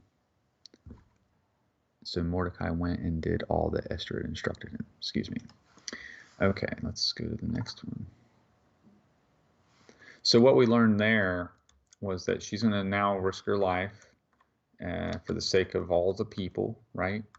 And like Christ said, no greater love than that of a person that would lay their life down for another, right? So she's showing like the ultimate act of sacrifice. She's willing to pay that price. So again, we're kind of seeing this comparison, this attitude there. Esther approaches the king. On that third day, Esther put on her royal attire and stood in the inner court of the palace across from the king's quarters. The king was sitting on his royal throne in the royal courtroom facing the entrance. As soon as the king saw Esther standing in the court, she found favor in his sight. The king extended his gold scepter in his hand toward Esther, and she approached and touched the tip of the scepter. What is it, Queen Esther? The king inquired. What is your request? Even up to half the kingdom, it will be given to you. If it pleases the king, Esther replied, may the king and Haman come today to the banquet I have prepared for the king. Hurry, commanded the king, and bring Haman, so that we can do as Esther has requested. So the king and Haman went to the banquet that Esther had prepared, and as they drank their wine, the king said to Esther, what is your petition? It will be given to you. Oh, they were drinking wine. Sorry. Yeah, exactly. It all becomes evident as I'm reading this. What is your petition? It will be given to you. What is your request? Even up to half the kingdom, it will be fulfilled. Esther replied, this is my petition and my request. I have found favor in the sight of the king, and it pleases the king to grant my petition to fulfill my request. And the king and Haman come tomorrow to the banquet I will prepare them. Then I will answer the king's question. Haman's plot against Mordecai. That day, Haman went out full of joy and glad of heart. At the king's gate, however, he saw Mordecai, who did not rise or tremble in fear at his presence, and Haman was filled with rage toward Mordecai. Nevertheless, Haman restrained himself and went home, and calling for his friends and his wife Zeresh, Haman recounted to them his glorious wealth, his many sons. Oh, okay, so he's fruitful, having all these sons, I see. His many sons, and all the ways the king had honored and promoted him over the other officials and servants. What is more, Haman added, Queen Esther invited no one but me to join the king at the banquet she prepared, and I am invited back tomorrow along with the king. Yet none of this satisfies me as long as I see Mordecai the Jew sitting at the king's gate. This guy's ridiculous. His wife Zeresh and all his friends told him, have them build a gallows 50 cubits high, So and ironic. ask the pardon. Sorry, I was just saying, so ironic how he builds the gallows. Or has them Yeah, I built. never But caught that. Go ahead. My stomach's growling. Sorry, I haven't eaten in a while. Have them build a gallows 50 cubits high, and ask the king in the morning to have Mordecai hanged on it. Then go to the banquet with the king and enjoy yourself. The advice pleased Haman, and he had the gallows constructed. 50 cubits, it says here, is approximately 75 feet or 22.9 meters high. Hang 'em high. There's a old Western name that. Esther 6. Mordecai is honored. That night, sleep escaped the king, so he ordered the book of records, the Chronicles, to be brought in and read to him. And there it was found recorded that Mordecai had exposed Bigthana and Teresh, two of the eunuchs who guarded the king's entrance, when they had conspired to assassinate King Xerxes. The king inquired, what honor or dignity has been bestowed on Mordecai for this act? Nothing has been done for him, replied the king's attendants. Who is in the court? The king asked. Now Haman had just entered the outer court of the palace to ask the king to hang Mordecai on the gallows. Jeez. Bad Only timing. Hashem could do this. Exactly. Great. I'm glad you said that. Exactly. Yes, it's like all these weird events. Palesta asked the king to hang Mordecai on the gallows he had prepared for him. So the king's attendants answered him, Haman is there, standing in the court. Bring him in, ordered the king. Haman entered, and the king asked him, what should be done for the man whom the king delighteth to honor? Now Haman thought to himself, whom would the king be delighted to honor more than me? And Haman told the king, for the man whom the king is delighted to honor, have them bring a royal robe that the king himself has worn, and a horse on which the king himself has ridden, one with a royal crest placed on its head. Let the robe and the horse be entrusted to one of the king's most noble princes. Let them array the man the king wants to honor and parade him on the horse through the city square, proclaiming before him, this is what is done to the man whom the king is delighted to honor. Man, this guy is just too much. Hurry, said the king to Haman, and do just as you propose. Take the robe and the horse to Mordecai the Jew, who is sitting at the king's gate. Do not neglect anything that you have suggested. So Haman took the robe and the horse, arrayed Mordecai, and paraded him through the city square, crying out before him, this is what is done for the man whom the king delighted to honor. Then Mordecai returned to the king's gate, but Haman rushed home with his head covered in grief. Wow, that's just hilarious. So he went there to get him hung. And then he had to parade him through town. Just because he's the one there, he's forced to honor him. It's hilarious. Haman told his wife Zeresh and all his friends everything that had happened. His advisors and his wife Zeresh said to him, "Since Mordecai, before whom your downfall has begun, and is Jewish, you will not prevail against him, for surely you will fall before him." She must know about the fame of Yahweh. While they were still speaking with Haman, the king's eunuchs arrived and rushed him to the banquet that Esther had prepared. Okay, hold on here. Esther 7. Esther pleads for her people. So the king and Haman, we might actually, we might actually get through all this. Oh, we should. It's not that long of a. What's the time like? No, Am I no. good? I want you to get through it because this is not that long of a book. I think the whole thing should be read. Yeah, you're not supposed to only read a portion. Don't worry of it. about the time. Just go. Esther pleads for her people. Chapter 7. So the king and Haman went to dine with Esther the queen, and as they drank their wine on the second day, the king asked once more, "Queen Esther, what is your petition? It will be given to you. What is your request? Even up to half the kingdom, it will be fulfilled." Queen Esther replied, "If I have found favor in your sight, O king, and it pleases the king, grant me life as my petition, and the lives of my people as my request. For my people and I have been sold out to destruction, death, and annihilation. If we had merely been sold as men servants or maid servants, I would have remained silent, but no such distress would justify burdening the king." Then King Xerxes spoke up and asked Queen Esther, "Who is this, and where is the one who would devise such a scheme?" Esther replied, "The adversary and enemy is the wicked man Haman." And Haman stood in terror before the king and queen. That I would love to have been a fly on the wall. I bet he did. I bet he did. Absolute terror. Yeah, to be a fly on the wall, just like you said. Absolutely. The hanging of Haman. In his fury, the king arose from drinking his. The king's also intoxicated, so yeah, no mercy here. In his fury, the king arose from drinking his wine and went to the palace garden, while Haman stayed behind to beg Queen Esther for his life, for he realized that the king was planning a terrible fate for him.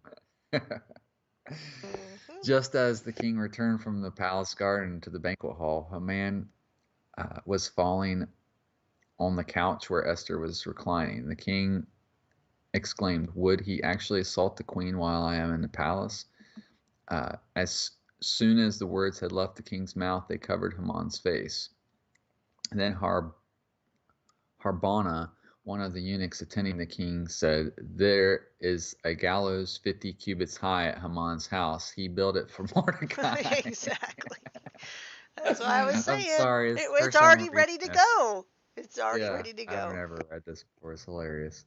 Who gave the report that who had it built for Mordecai, who gave the report that saved the king? Hang him on it, declared the king. Yep. So they hanged Haman on the gallows he had prepared for Mordecai. Then the fury of the king subsided. Here in Ripley, West Virginia, we had the last public hanging, and really? There was actually a documentary. I was in that documentary, actually. Oh. So Getting yourself away a little bit. I don't care. Okay. But so this kind of hits home for me. Like I was just saying, there should be a gallows built around here. Can you imagine? If you're now, this is why we don't hate. 5 feet high. This is one example of why we don't hate, because you don't want to, out of hatred, build your own gallows. Yes, figuratively exactly. or literally. Yeah. So had he built a bridge instead? Amen. Couldn't have got hung off it. Esther appeals for the Jews. That same day, King Xerxes awarded Queen Esther the estate of Haman, the enemy of the Jews. And Mordecai entered the king's presence because Esther had revealed his relation to her. The king removed the signet ring he had recovered from Haman's dead hands from Haman and presented it to Mordecai. And Esther appointed Mordecai over this estate of Haman. So again, this is very much like the situation we kind of see today. Imagine this vaccine thing being the gallows that somebody's building for us. It's kind of weird when you really think about it.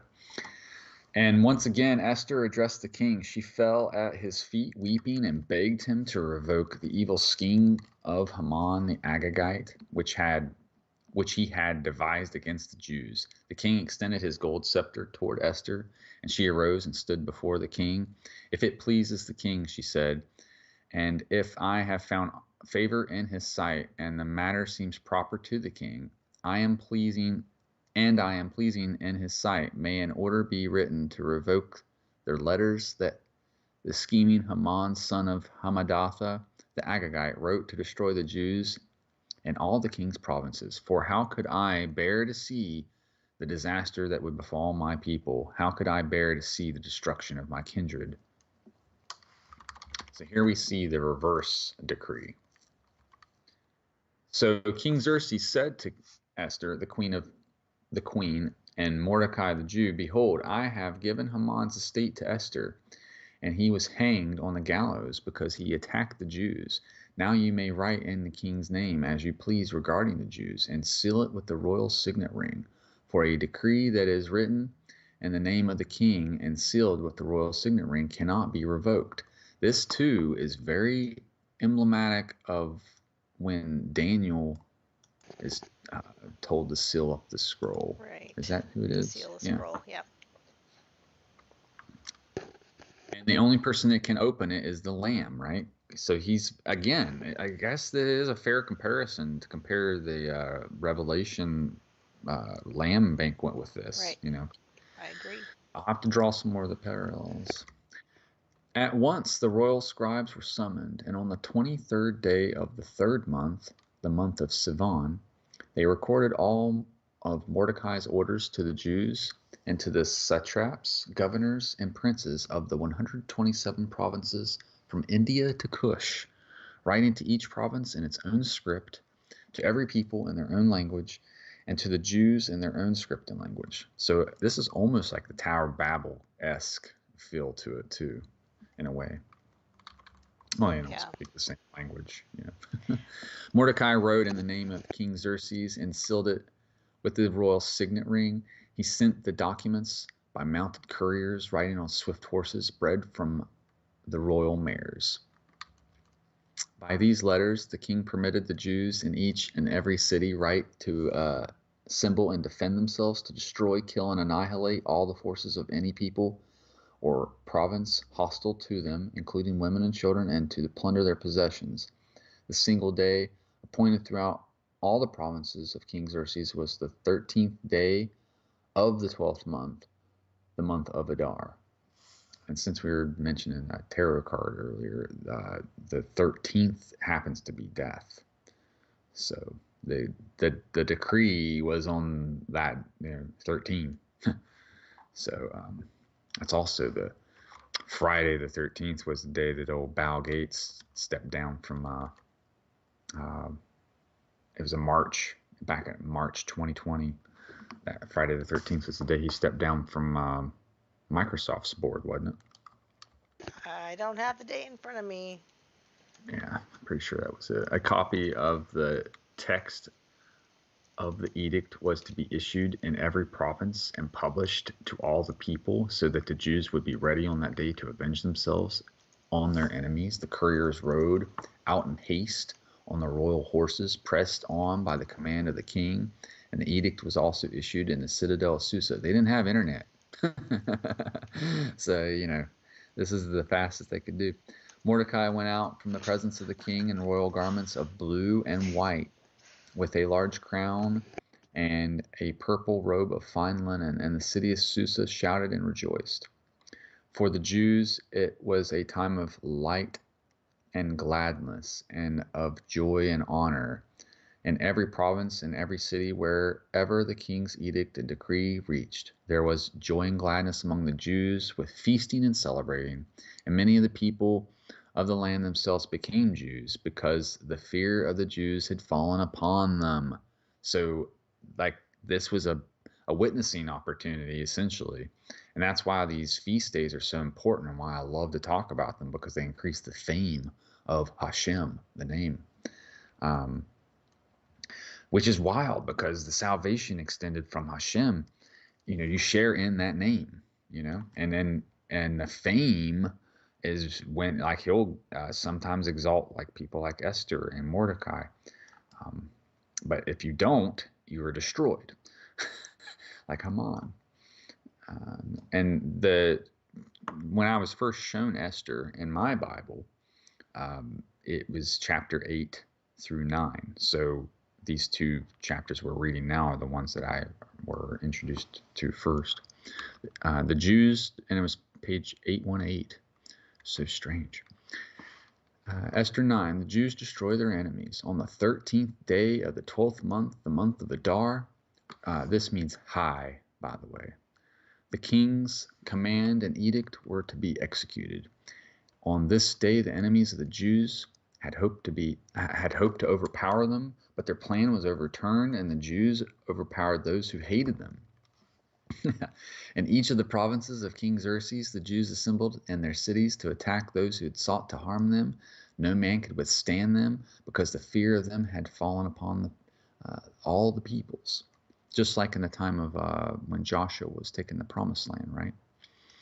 And all the officials and provinces and the satraps and governors and the king's administrators helped the Jews, because the fear of Mordecai had fallen upon them. For Mordecai exercised great power in the palace, and his fame, see, there it is, his fame, but you only get to share in that if you're with Hashem, lest your name be stricken from the record, spread throughout the provinces as he became more and more powerful. The Jews put all their enemies to the sword, killing and destroying them, and they did as they pleased to those who hated them. In the citadel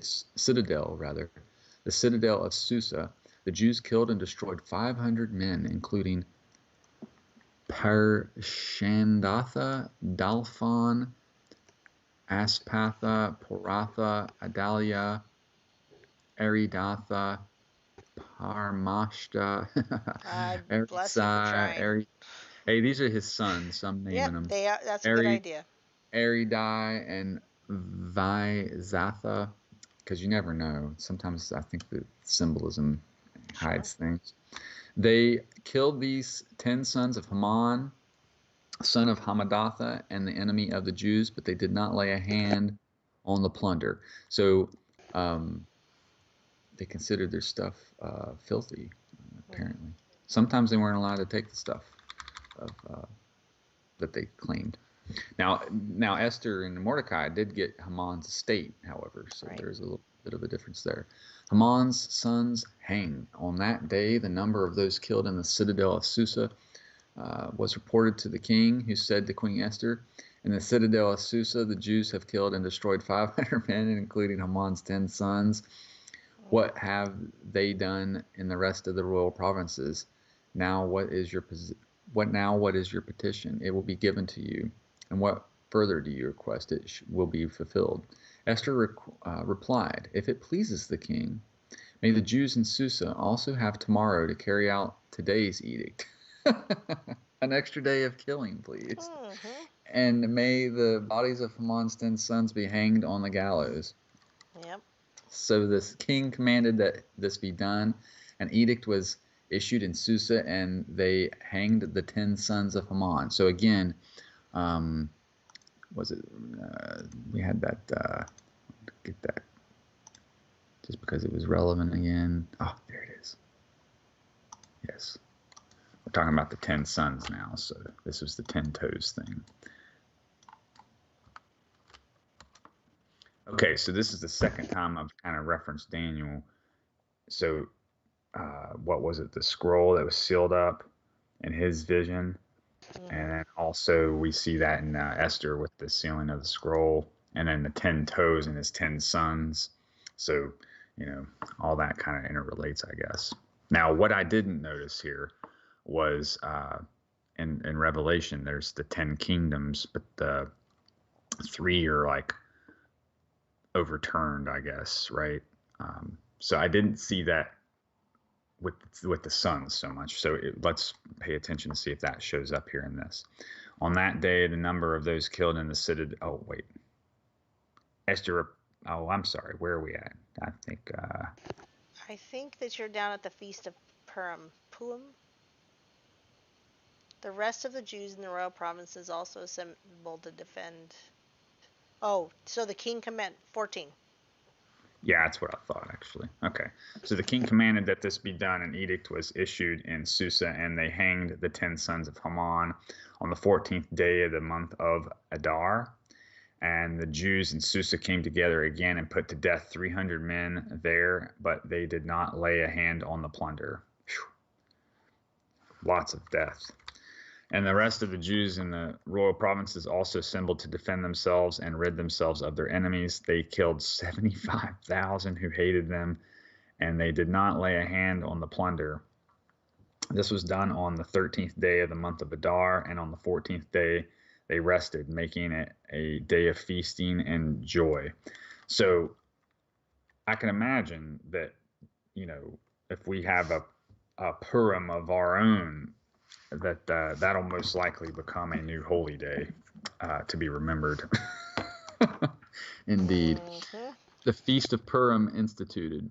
The Jews in Susa, however, had assembled on the 13th and the 14th days of the month, so they rested on the 15th day, making it a day of feasting and joy. This is why the rural Jews who live in the villages observe the 14th day of the month of Adar as a day of joy and feasting. It is a holiday for sending gifts to one another. We're supposed to manufacture joy and gladness, to make a concerted effort to try and be more happy, which is easier to do, I think, when you come from a place of thanksgiving, right? So the Jews agreed to continue the custom they had started, as Mordecai had written to them. For Haman, son of Hammedatha, the Agagite, an enemy of all the Jews, had plotted against the Jews to destroy them and cast the pur, that is the lot, to crush and destroy them. But when it came before the king, he commanded by letter that the wicked scheme which Haman had devised against the Jews should come back upon his own head, and that he and his sons should be hanged on those same gallows, on the gallows. Therefore, these days are called Purim, from the word pur, because all of the instructions in this letter, and because all of that they had seen and experienced, the Jews bound themselves to establish the custom that they and their descendants and all who join them should not fail to celebrate these 2 days at the appointed time each and every year, according to the regulation. These days should be remembered and celebrated by every generation, family, province, and city, so that these days of Purim should not fail to be observed among the Jews, nor should the memory of them fade from their descendants. So this is one of those forever commandments that all of them are forever commandments, but I mean, there's some in particular that he's like, hey, I want you to remember this, like Passover, right. And the unleavened bread. So Queen Esther, daughter of Abihail, along with Mordecai the Jew, wrote with full authority to confirm the second letter concerning Purim. And Mordecai sent letters with words of peace and truth to all Jews in the 127 provinces of the kingdom of Xerxes, in order to confirm these days of Purim at their appointed time, just as Mordecai the Jew and Queen Esther had established them and had committed themselves and their descendants to the times of fasting and lamentation. So Esther's decree confirmed these regulations about Purim, which were written into the record. Is it me, or did this chapter sound like it was written like last year? Like last year? Is that what you said? Well, like the verbiage, it's just the style of it doesn't seem old. No, it doesn't at all seem old. Yeah, it kind of like threw me off a little bit. It's like it was a different version or something. But this is the same story as I've read in my Bible or different Bibles. I have like 5 Bibles, So I mean, it's I just like an definitely addendum or recognize something. everything as saying, yeah, yeah, I guess it would seem that way. But that's why it's so fitting. It's working out so perfectly what we're doing, I would say, or what you're But doing. so I'll just keep reading. I don't know. It's just weird, like it was translated or something. I'm not sure how to explain what I was trying to say.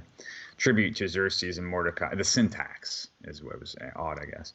Now King Xerxes imposed tribute throughout the land, even into the farthest shores, and all of Mordecai's powerful and magnificent accomplishments, together with the full account of the greatness to which the king had raised him, are they not written in the book of Chronicles of the kings of Media and Persia? See, I didn't realize that was what that was referring to. For Mordecai the Jew was second only to King Xerxes, preeminent among the Jews, and highly favored by his many kinsmen, seeking the good of his people and speaking peace to all of his countrymen. Wow. This is he really liked Mordecai. So that's it. There you go. I knew we had time for it because it's a great book.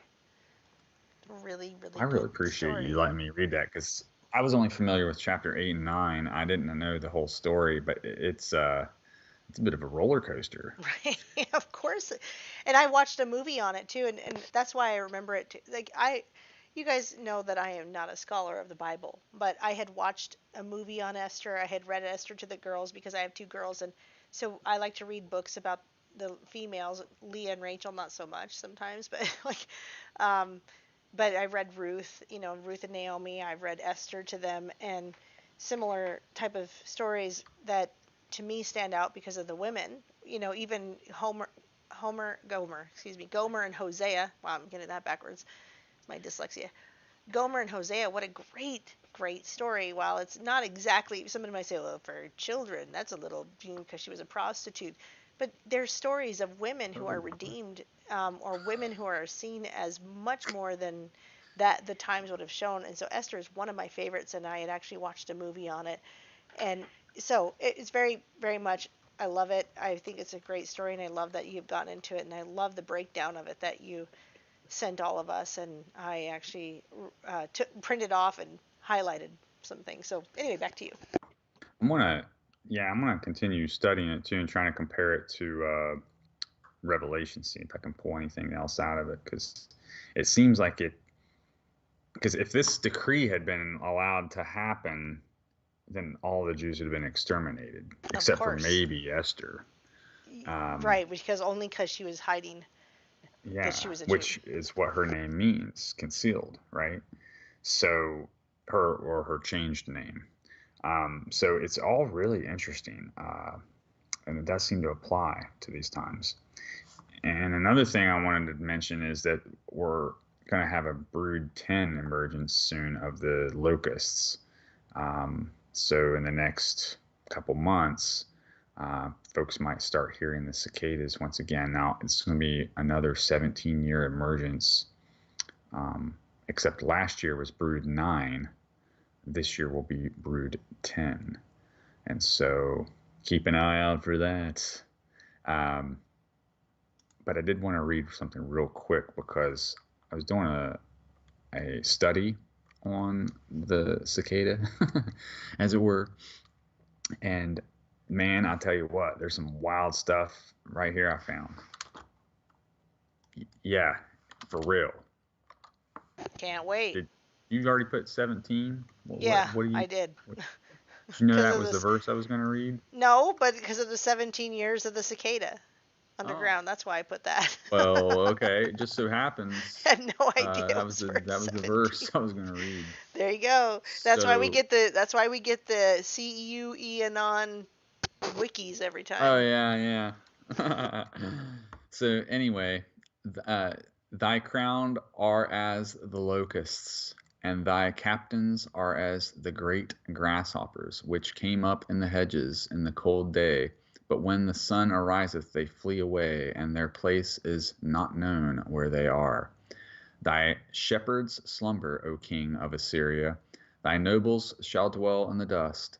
Thy people is scattered upon the mountains, and no man gathereth them. There is no healing of thy house, or thy bruise, rather. There is no healing of thy bruise. Thy wound is grievous. All that hear the bruit of thee shall clap the hands over thee, for upon whom not thy wickedness passed continually. Whew, that is a rough sentence. But anyway, I wanted to read this because it's like the folks that are raised up to be these tyrants are essentially, it's kind of what we're seeing here. And even in Revelation 9, the king of the locusts, as it were. So this really stood out to me, especially that it was verse 17 even. I mean, whew. But this relates to Esther as well. So, they can put all the wiki links on our videos that they like, but it is what it is. I mean, I understand that, there's a lot of disparaging comments being made toward it, but I do want to point something out because the timing of it is very strange. When did this phenomena emerge? It was in the last few years, right? And it was during the time. Sort of, yeah. So, and we know that Revelation 12:1 seems to have been fulfilled on 9/23/2017. And since then, we see this phenomena, this internet phenomena. We'll just have to keep referring to it with euphemisms, I guess, from now on. So this internet phenomena emerged, but it's very much like a child, right? It is immature. It's not, it doesn't really have the word. You spare the rod, you ruin the child, right? Well, that's one of the chief criticisms most people have about the internet phenomena, is that it only ever quotes Ephesians and stuff like that. That's so right. One scripture so quote. the point I'm trying to make is March 6th marks the date when this child's supposed to be mature enough to be able to start dealing with the dragon. So I don't know. I mean, it might be a weird comparison, but it's hard to get it out of my head because, like it or not, we're seeing a weird polarization kind of result. So I could just, these comparisons are just too obvious to ignore. But so whether it's I don't want to necessarily say it's a good thing, but it's still a thing, and I think we should definitely pay attention to it. Well, we almost can't help but pay attention because it's continuously on my we're in it whether we want to be or not. Whether I want to see it or not. Yeah. Not that I think it's a little overboard and a little there's too much hoping attached to it. I don't know. You can't have too much hope because after reading the Purim story, you can have too much hope for things of this world. Oh, you know what? It is a lot like that now that I think about it, isn't it? Trust the plan kind of thing. Yeah. Well, I'm not advocating that. I'm just saying. The comparisons are rich, and I could draw a lot more. I'm just trying not to get this video deleted. Oh, it won't be deleted. It'll just have a wiki on it. But I can do maybe like maybe sometime we can do a more specific one. That way, if it does get hammered, it won't be such a big deal. And then anybody that wants to enjoy it maybe will get out of it. Well, we want to remind people that this isn't anything new, that this movement started before it got to 4chan even. So, and it was probably a CIA, well, I mean, was it CIA or what would you call it, where the cicada group came from? Essentially, yeah. And if you trace it back to Virginia, which is strange. So since I kind of brought that up inadvertently, Virginia, as it were, because I live in West Virginia, so that's kind of how I learned about this. So there's something called the Virginia Sun. Oh, snap. So I'm glad that I also thought of this. So we have a full moon tonight, folks. So not only is it Purim, but it's a full moon, and the color of the night sky on a full moon night is known as midnight blue. Because we So, were talking about the blue. yeah, man. Oh, see, I wasn't even thinking about that. We were I get talking so about excited. I looked it up earlier, but I can't remember now what it was about the blue gem. Oh, lapis lazuli. That's it. So, midnight blue is a dark shade of blue named for its resemblance to the apparently blue color of a moonlit sky on around a full moon. Midnight blue is the color of the vat full of indigo dye. Therefore, midnight blue may be considered a dark shade of indigo. Midnight blue is identifiably blue to the eye in sunlight or full spectrum light, but can appear black under certain more limited spectra, sometimes found in artificial lighting.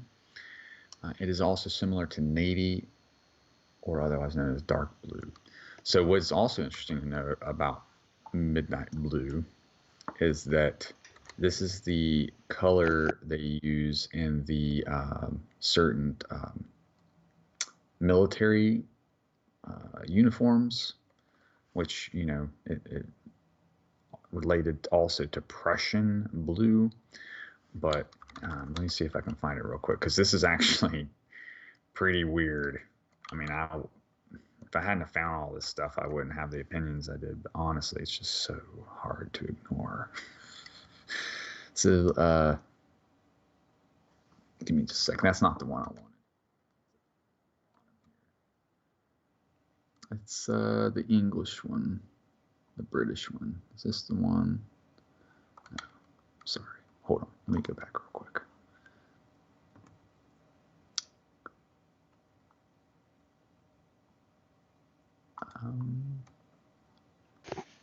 I'm sorry. I don't have it at the moment. I don't know where it's at. But there's a Virginia company. It's got the eagle holding a sword, and it says "Send us," and it's got a belt going around it, and the belt itself makes a Q. And the belt is midnight blue. So Dear. I just wanted to kind of share that little rabbit hole that I fell down a while back, and explain that it leads you back. So this is a British like Central Intelligence Agency kind of offshoot, if you will, rather, that works with the United States. So it's some type of partnership with the United States military, apparently. So, and it's centered down in Virginia, but the Virginia sun, however, is something a little bit different. This actually will relate back to Greek stuff here. So the son of Virginia, also known as the Star of Virginia. Again, because we're talking about Esther, right? So if Q is the 17th letter, and also the 17th tarot is star, her name means star. You see what I mean? Like, it's just hard to ignore. Too many connections. Too many connections. So, okay, let's continue reading just a little bit here, because I didn't plan to do this, but this is something I have found and been meaning to share. The name Virginia Sun became widely used after the archaeological excavations in and around the small town of Virginia in northern Greece. An order references the name Argead star, or star of Argeadae, is used for the sun as a possible royal symbol for the Argead dynasty of the ancient kingdom of Macedonia. There it was depicted on a golden lanix found, like a chest. A golden lanix found in the 4th century BC royal tomb belonging to either Philip II or Philip III of Macedon, the father and half-brother of Alexander the Great. Well, that's interesting. Let's see. Tentatively interpreted as a historical royal symbol of ancient Macedonia, rather than just a generic decorative element in ancient Greek art, the Virginia sun came into popular use among Macedonian Greeks since the 1980s and become commonly used as an official emblem in the Greek region of Macedonia. Didn't Wait a second. That's what the capital is named, District of Columbia. And isn't she like the light bearing Similar to the. figure? Oh yeah, the This Columbia. is Yeah, she's got a starting to sun really. star's crown Yeah. on her head. Hmm. So anyway, did I share this one? Midnight Blue. Okay, yeah, I didn't share this one. So anyway, it's not like a real provocative read, but I never knew about it, and I've lived here all my life. So I would imagine that's probably where the name Virginia came from. Like we just think of, oh, it's Virginia, it's so common, but no, it's actually referring back to something in Greece, perhaps. Now, I'm sure you could find a source that claims it was something else, maybe more patriotic sounding, but phonetically, it did originate somewhere. And maybe it was Greece. Of the three tombs, because they always changed the spelling of things when they'd come over to the United States, and last names would always change and things like that. So I'm trying to leave a little bit of room for that too. Let me read this real quick. Real quick. Oh, yeah, sorry. Let me just read this. So there was one of the things that did catch my eye, no pun intended. On 21st of April 2000, the eye injury of King Philip II and the skeletal evidence from the Royal Tomb at Royal Tomb 2 at Virginia cited osteological analysis to contradict the determination of Philip II as the tomb's occupant and made a clear case for Philip III. However, a good deal of evidence still contradicts the claim. I just thought this was interesting because you always see these skulls with eye injuries or Yeah. skull, and it's like, I think that meant they were assassinated. Oh, okay. But at the same time, it makes me think of like the head wound, from Revelation. It's mentioned in a couple other places too. So again, I don't know how this is. It may not be relevant at all, but I tend to not believe in coincidences anymore because we have Q coming out of Virginia, and so You a said star that. star coming Virginia out of Virginia. military. Who's to know? I mean, we may not know in this life.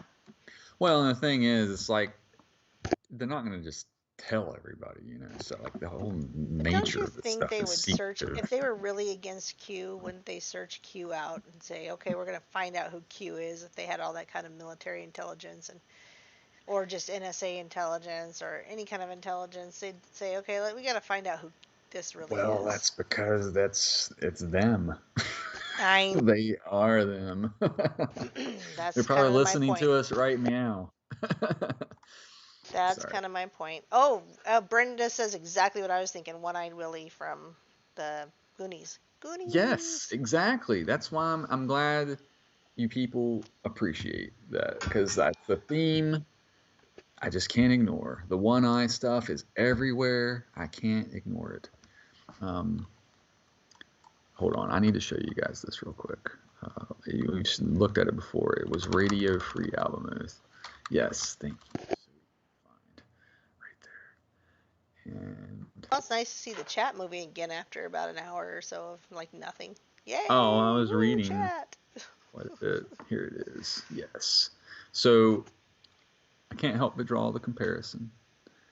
It's not because the guy looks like Biden. Oh, by the way.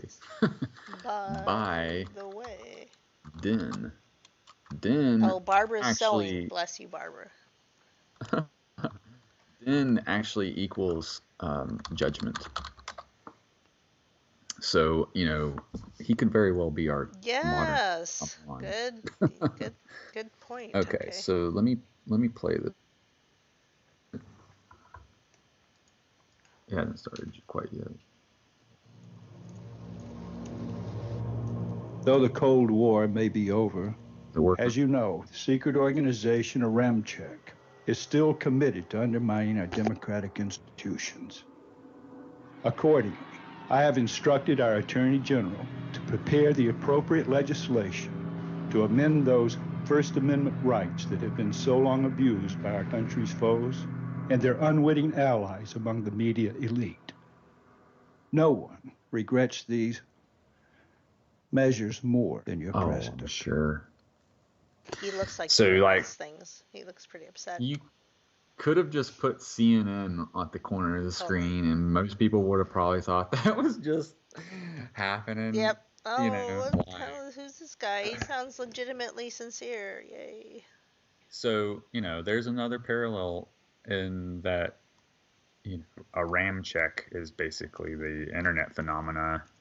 So I don't know. Like I said, it's I'd like to do a more focused look at that, but it does seem like it is a potential candidate.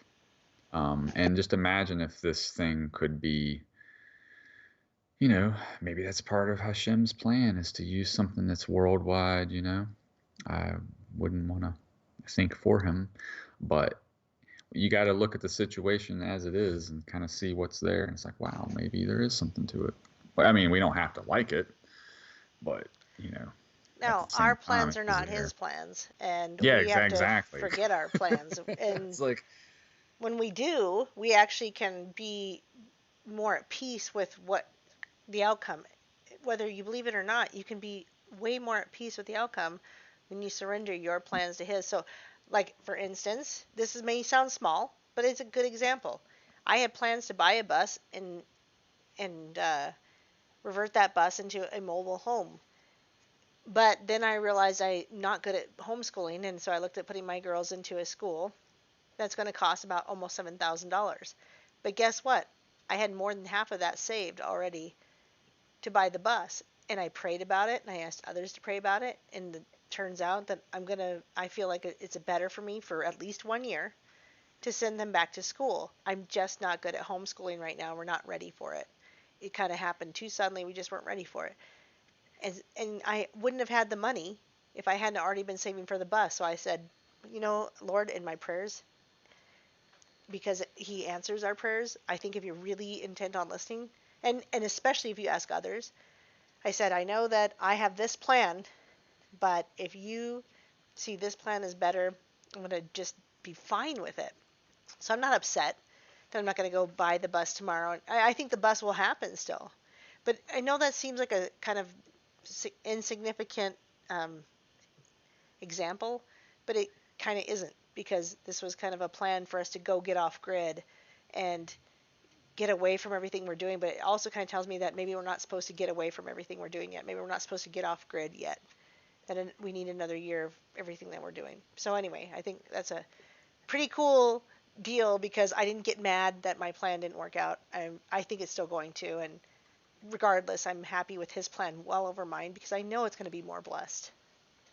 Well, and that's another thing to think about, is you don't plant a seed and expect it to pop up in a day. Sometimes things take seasons, and I've kind of learned that as I've gotten a little bit older.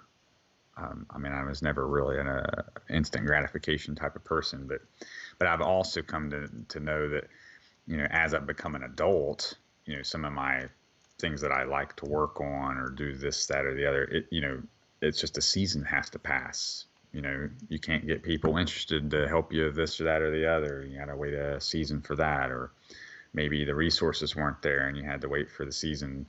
You can only do so much. So I think when you learn to really work in seasons, that too is a good approach, because you can't make the plant grow and bear fruit, and even if it did, it wouldn't be any good, I'm sure.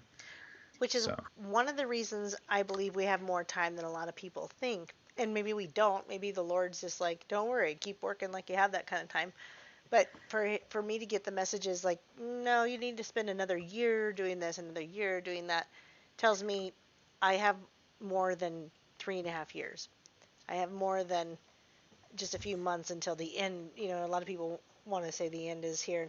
I say every generation's been saying that, and we're really not as close as people think. However, it could happen quickly, and we can prepare for it in the best of ways, not in the worst of ways. We're not going to go hide in a bunker and try to outlive the whole world, right? We're gonna prepare in the best of ways, which is why for next time you and I can spend this week studying the cities of refuge, and Oh I'll yeah. find some scripture on that support cities of refuge, not for exactly what you have found, which you can explain in a second, but also for the remnant and for God's people. But you found it to be a little bit different. Well, yeah, so I'm not sure. We're going to have to take a look at it for sure, because in some cases it seems to have been a place for criminals could go to also and not be killed for their crimes. So there might have been different cities for different things. And what I was hearing a rabbi talk about is that the Moshiach, or their Messiah that they're expecting. And that's another thing. I don't ever know what the exact beliefs are of the rabbis I'm listening to, so I never know. But so I don't know which Mashiach they're talking about, as it were. But so if we see somebody setting up cities of refuge, that could be something to watch for, like, because they think that their Messiah is going to do just that. That he's going to complete. That apparently there were supposed to be 9, and only 6 were constructed. And I think this might have been in the book of Joshua, maybe, where it talks about this in the time of Judges or something like that. So I'm really not keen on it yet, but yeah, I would definitely like to do a study on that. And I'm going to refer back to some things that I've listened to and get the scripture that they pulled, mostly because I think it was very well done. Now You See TV did a very well done video on cities of refuge, whether you agree with all of the characters. I hate to say characters, that's wrong. But all the people that are a part of Now You See TV, whether you agree with all of them or not, which I don't.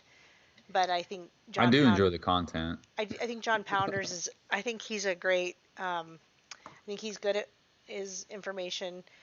I think that David Carrico is good. I think, but anyway, the point is regardless of what you think about who's bringing the information, that God can bring truth through anyone. And so I think that they had done a very, very good video on the cities of refuge, which kind of planted the seed in my mind about that. And then Benz and I got to talk about it. So I think I'll refer back to the scripture that they point to.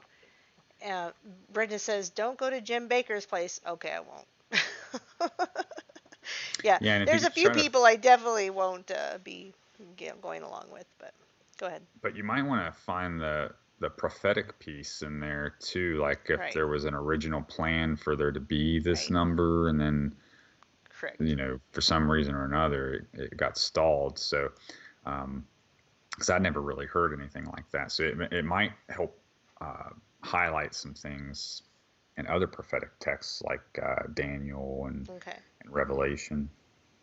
Yeah, so that'll be our homework for the week, you and me, on some cities of refuge stuff, and my end being more of a proponent for it, not for criminals, of course, but we don't know, because it's like you said. I even said, or all we might criminals. Have to. Well, that's what. Yeah, because I even said, I was like, law. maybe we'll have to vet some people, but I'm like, but maybe we won't, because we don't know what we're supposed to allow, and until the time kind of comes. So It's a grace thing. yes, it very much is. So we don't know. And Here's the point: if you're alive at the end of all this, it's because you didn't take the mark.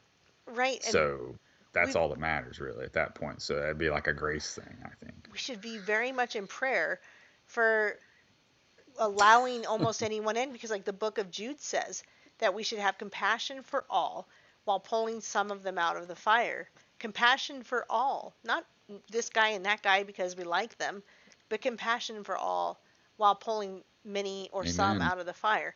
And that book precedes the book of Revelation. Very important that book precedes the book of Revelation, because that is telling you that we're going to go into a time that is going to be hard. Right now it's already hard to have compassion for anybody, but we must have compassion for all, because we may yet still pull some from the fire. And then there will come a time where there will be no more to be saved. And will we open our cities of refuge, our places of refuge, to them? Will God be sending them to us and we have to accept them? Very possible. Like you said, maybe I think there's going to be something to this. I think we're going to come to some kind of really common ground on this. Very kind of exciting. Well, yeah, Nerding out. and Oh yeah, you there? Yeah, I said I'm nerding out. I'm just being nerdy. Oh, I'm I like, thought you said cutting out. no, I said Yeah, I'm nerding nerding out for out because I'm sure. like, we're gonna come to some common. I could just see it already. I can feel that there's gonna be. Anyway, back to you. Well, I saw a guy make a map of what he wasn't really characterizing it this way. He was just kind of thinking like, here's what it's going to look like soon. But he kind of insisted that Kentucky, Tennessee, West Virginia, some of these areas were going to become just that, like a refuge areas for folks. But who knows? I mean, yeah, I would We have don't know to where. agree because where else are you going to go, really? But We don't know where, but we've talked about it, and that's why Benz and I talk about it. We've said, is South Dakota a place? Is South America a place? Not necessarily just in the States. And so I part just of think we should stay where we're at, maybe honestly, because because sometimes we're I feel that way too.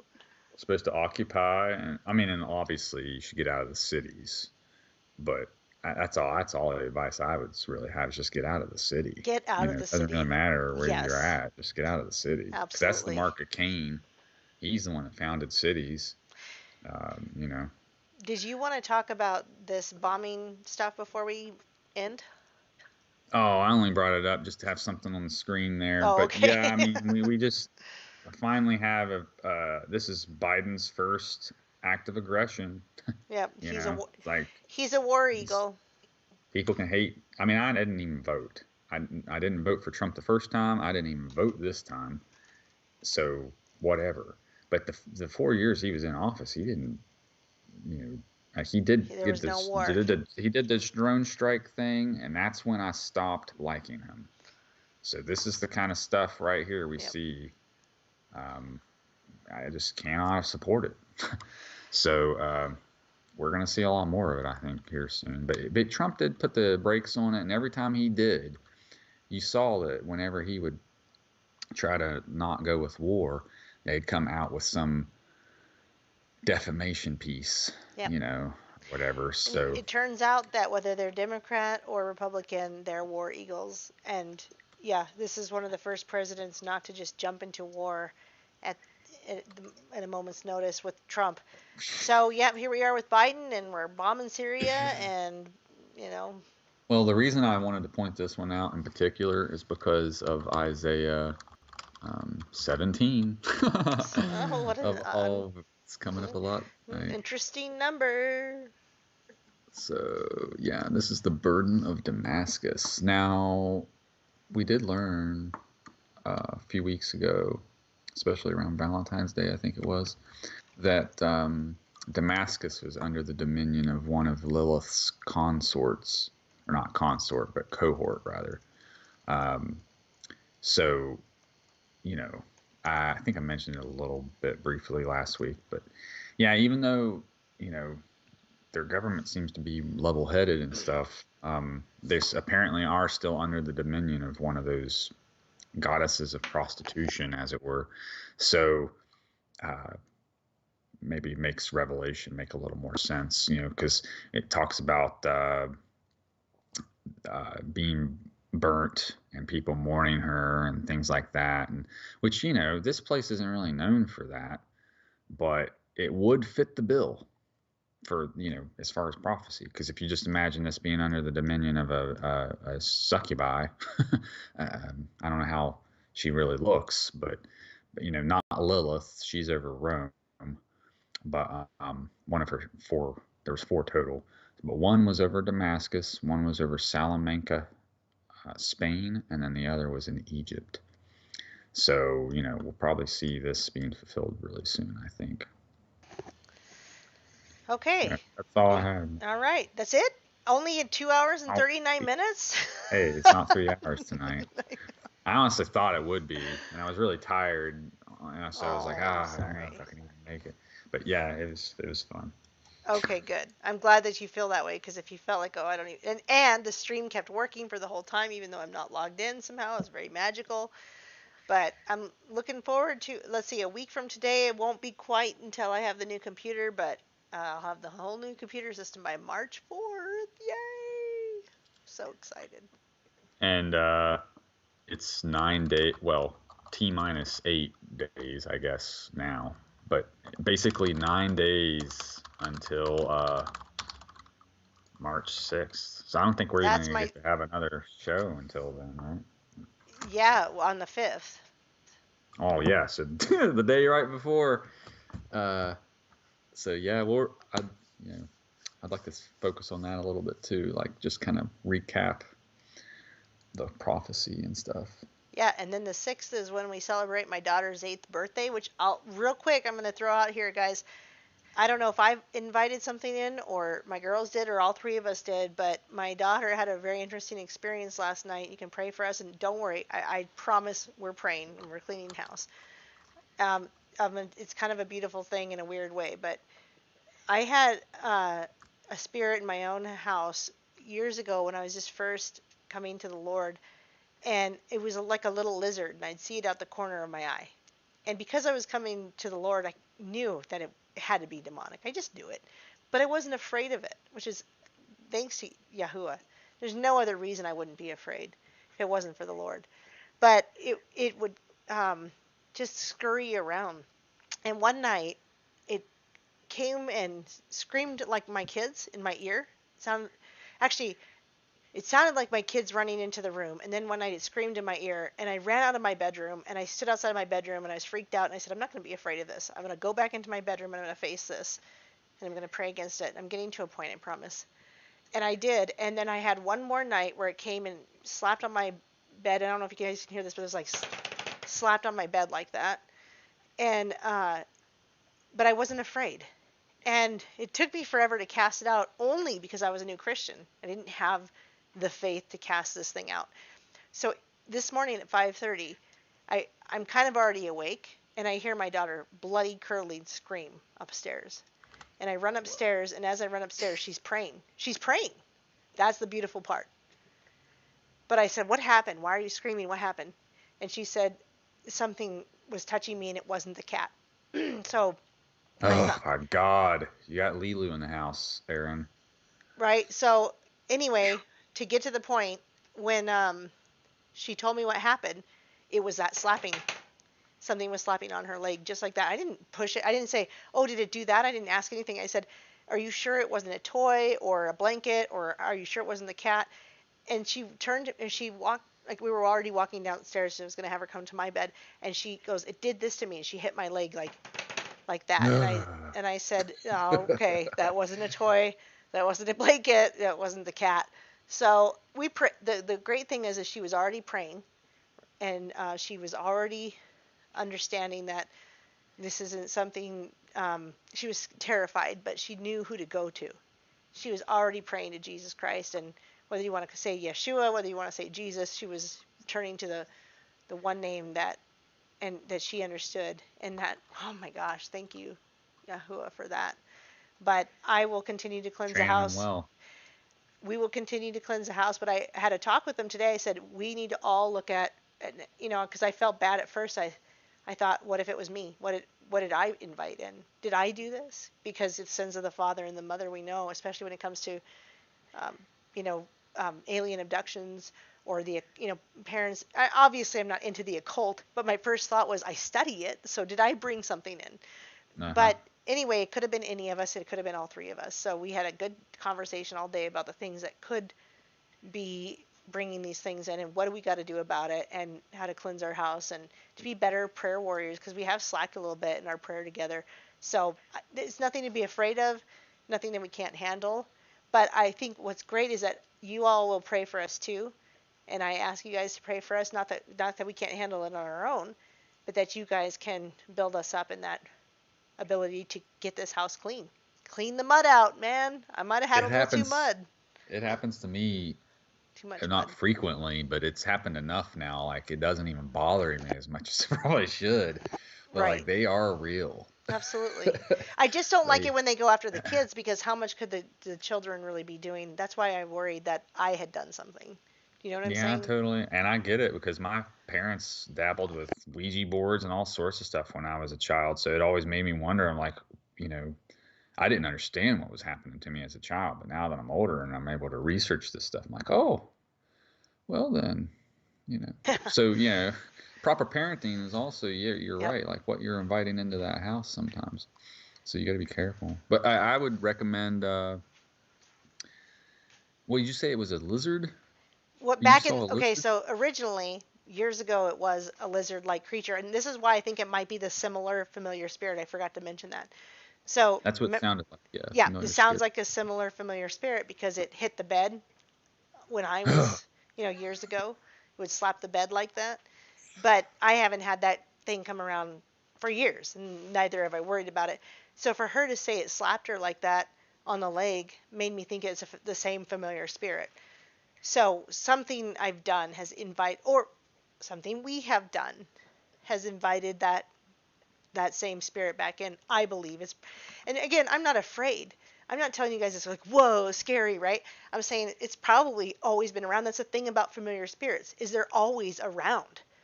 It's whether Mhm. you invite them in to that extent where they can reach through and make contact. And so we're now on the process of what can we do to make sure we're not inviting that in because it's always around. Yeah, the Irish would. I think Gary mentioned this before. Like there was a class of fairies too. Um, that it might even be. It might even fit into that. Like house elves or something. There was some term for them. Could be. But who knows? Yeah, I think they don't like iron and Yes, they do not. typically sage. I use Yep. sage and cedar incense if I ever think I got a creature in here. I run them out with that. But typically, from what I've read, you crack the window, burn your incense, and then pray, of course. And then they have to have a way out because if you don't give them a way out, they can't leave. Oh, But I don't so know we how should they. crack the window. But I thought we weren't supposed to open the window. Well, don't. If you leave it open, they can get in. But if you know one's in there and you got to get it out, it has to have a way out too. I mean, you got to treat these things like they're real because I think they're real. I mean, they've.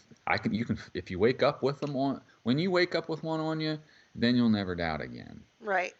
It's like Absolutely. it Which has is to happen how to you before which you is believe it. how one bothered me. Like I said, it would hit the bed, it would scream in my ear. And I'm not Oh, you talking screamed? mhm. I've had one whisper, but never scream. This How? What? shrill, just not Yeah, human. Not like a high human. pitched. Yeah, The like what was the I couldn't possibly reenact it, nor will I try, but just a high pitched, I guess like demonic a is the best. whistle almost, Yeah, or maybe that a could be. bobcat or mountain lion? mm, It, I would I say understand there's a it's not even frequency. a creature on Earth. There's a frequency to it, right? There's a frequency that it wouldn't have. If I would have been more awake, I probably wouldn't have heard it. But I was kind of half asleep, so you could say, "Well, you were just dreaming that, Aaron." Well, Yep, they yep, they they dog. they attack your dreams, so Yeah, exactly. Yes, I was in that same. I was actually already awake when I heard it whispering to me. So I think you might have to be in a certain state to perceive them more.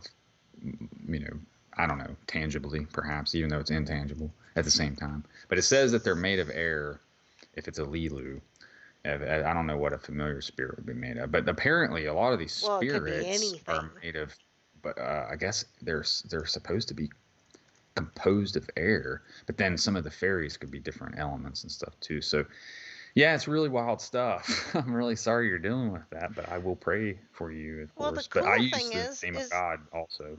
the great thing is as I heard the scream, and as soon as I came up the stairs, she was already praying. So thank you, thank you, thank you, Jesus and me and Yahuwah, who all glory to Him. That the first thing she did was scream, but the second thing she did was pray, and she's only 8 years old, so that's a big deal. I, I Is mean, this the one imagine. that's having a birthday soon? Yes, on March 7th. So imagine, like when I was a child and I had, or with your parents in the occult, and I had no understanding. If something like that happened, I mean, she was terrified enough. But you know what she said? She goes, it was so great, Mom. It was so great that you came up and held me. And I got to have this great conversation with her and say, that's what Jesus does when we don't Yeah, have somebody exactly. that can do that. And I told her, and I talked to them about the demon that used to be in our house. I said, you guys were so little, you wouldn't have understood it. I said, but Jesus held me in that time, and I wasn't afraid. And that's what, even if I wasn't here, he will hold you like that. So these things can be made for good. The devil will try to use these things to just destroy us. But God can turn this into something absolutely extraordinary. Well, that's why my faith is so great, because I've had a lot of supernatural experiences, and I honestly feel that it's a blessing, because I actually feel sorry for people that have never seen or heard, or, it'd be harder to believe. I mean, we got to have an imagination to believe in God in the first place, I think, to truly understand, or, Absolutely. to believe. And that's such a good point. If we can't have the imagination of understanding these things, then we can't possibly deal with them. So anyway, we're going on 3 hours, and thank you for letting me take a little bit of time on that. No, it wasn't, but I'm glad that I took that time, because it does show, like, it's easy to be scared of something and not look at the good. And because I'm able to talk it out, I'm able to say, wow, this actually was pretty cool in some ways, that God is making good from this. And while it was terrifying in the moment, we're going to overcome this in a huge way. And so I'm grateful to have talked about it, grateful to have shared, and thank you for the prayers for anyone who is praying for us, not because we can't clean our own house, but because that gives us the momentum to be able to do it really well. And we need that. We need that community. We need that fellowship. So grateful. There is actually some Psalms, by the way, if you're looking for anything. I don't know which one specifically, so you might want to look for it. But there are some Psalms in particular that are for exorcising spirits. If you recall, David did this for Saul. He was possessed. So Yep. It could be useful. I will, and I like what Sophia says about using the olive oil. That wasn't the first recommendation. It was really funny because somebody said you should anoint everything, the doors and the windows, and I said, oh, what do you suggest? And she says, well, with anything that's in your kitchen. She goes, but not blood. And I go, well, luckily I don't have blood in my kitchen, so I don't have like a thing of blood over there in the kitchen. So yeah, oil probably be the only thing I'd have for that.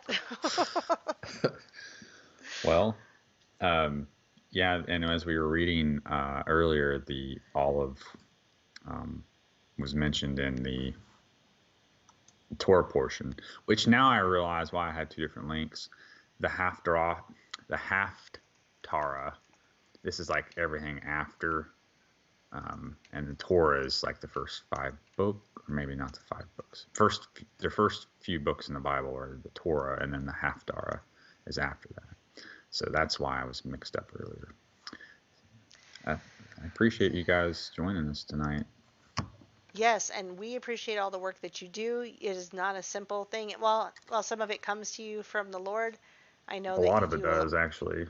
You should see my desk. It's covered in notes. But it's so wonderful because you're motivated to take the notes. You're motivated to do the work, and we appreciate it. So anything you want to say before we send off and say goodnight? It's been lots of fun. That's a Purim joke. Purim means lot. I just came up with it. The Purim in you. It's like how we grow up and learn about ourselves. Purim in you. It was a great title. So we should manufacture gladness. The takeaway is that we should manufacture happiness and gladness, meaning we should be lights to the world, like you spreading the gospel, but also doing these acts of charity, the gift giving, all those things that they do in Purim were for a reason. They call them mitzvahs. Right. We talked about that last week a little bit. But that's all I have, and I appreciate it very much. Thank you so much. Praise the Lord. Praise the Lord, and we'll see you next Friday, God willing. Same bat time, same bat channel. Yeah. Same cat channel. Same cat time. I will get that right next time. All right. Meow and good night.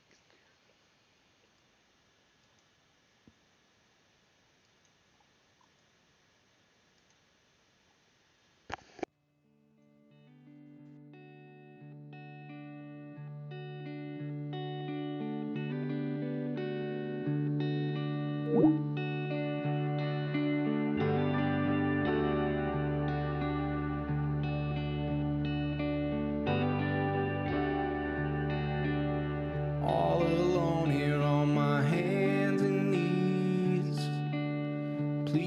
for this cup to pass from me. Answer comes as blood from forehead falls. I can't escape the firing squad.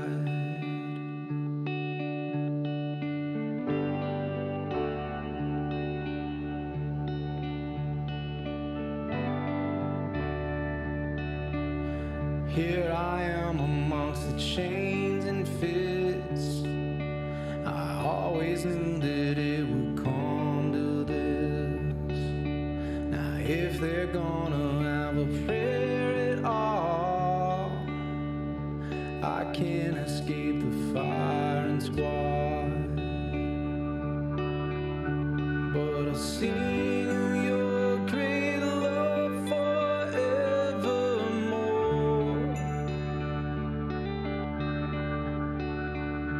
I'll tell of your great faithfulness, oh Lord.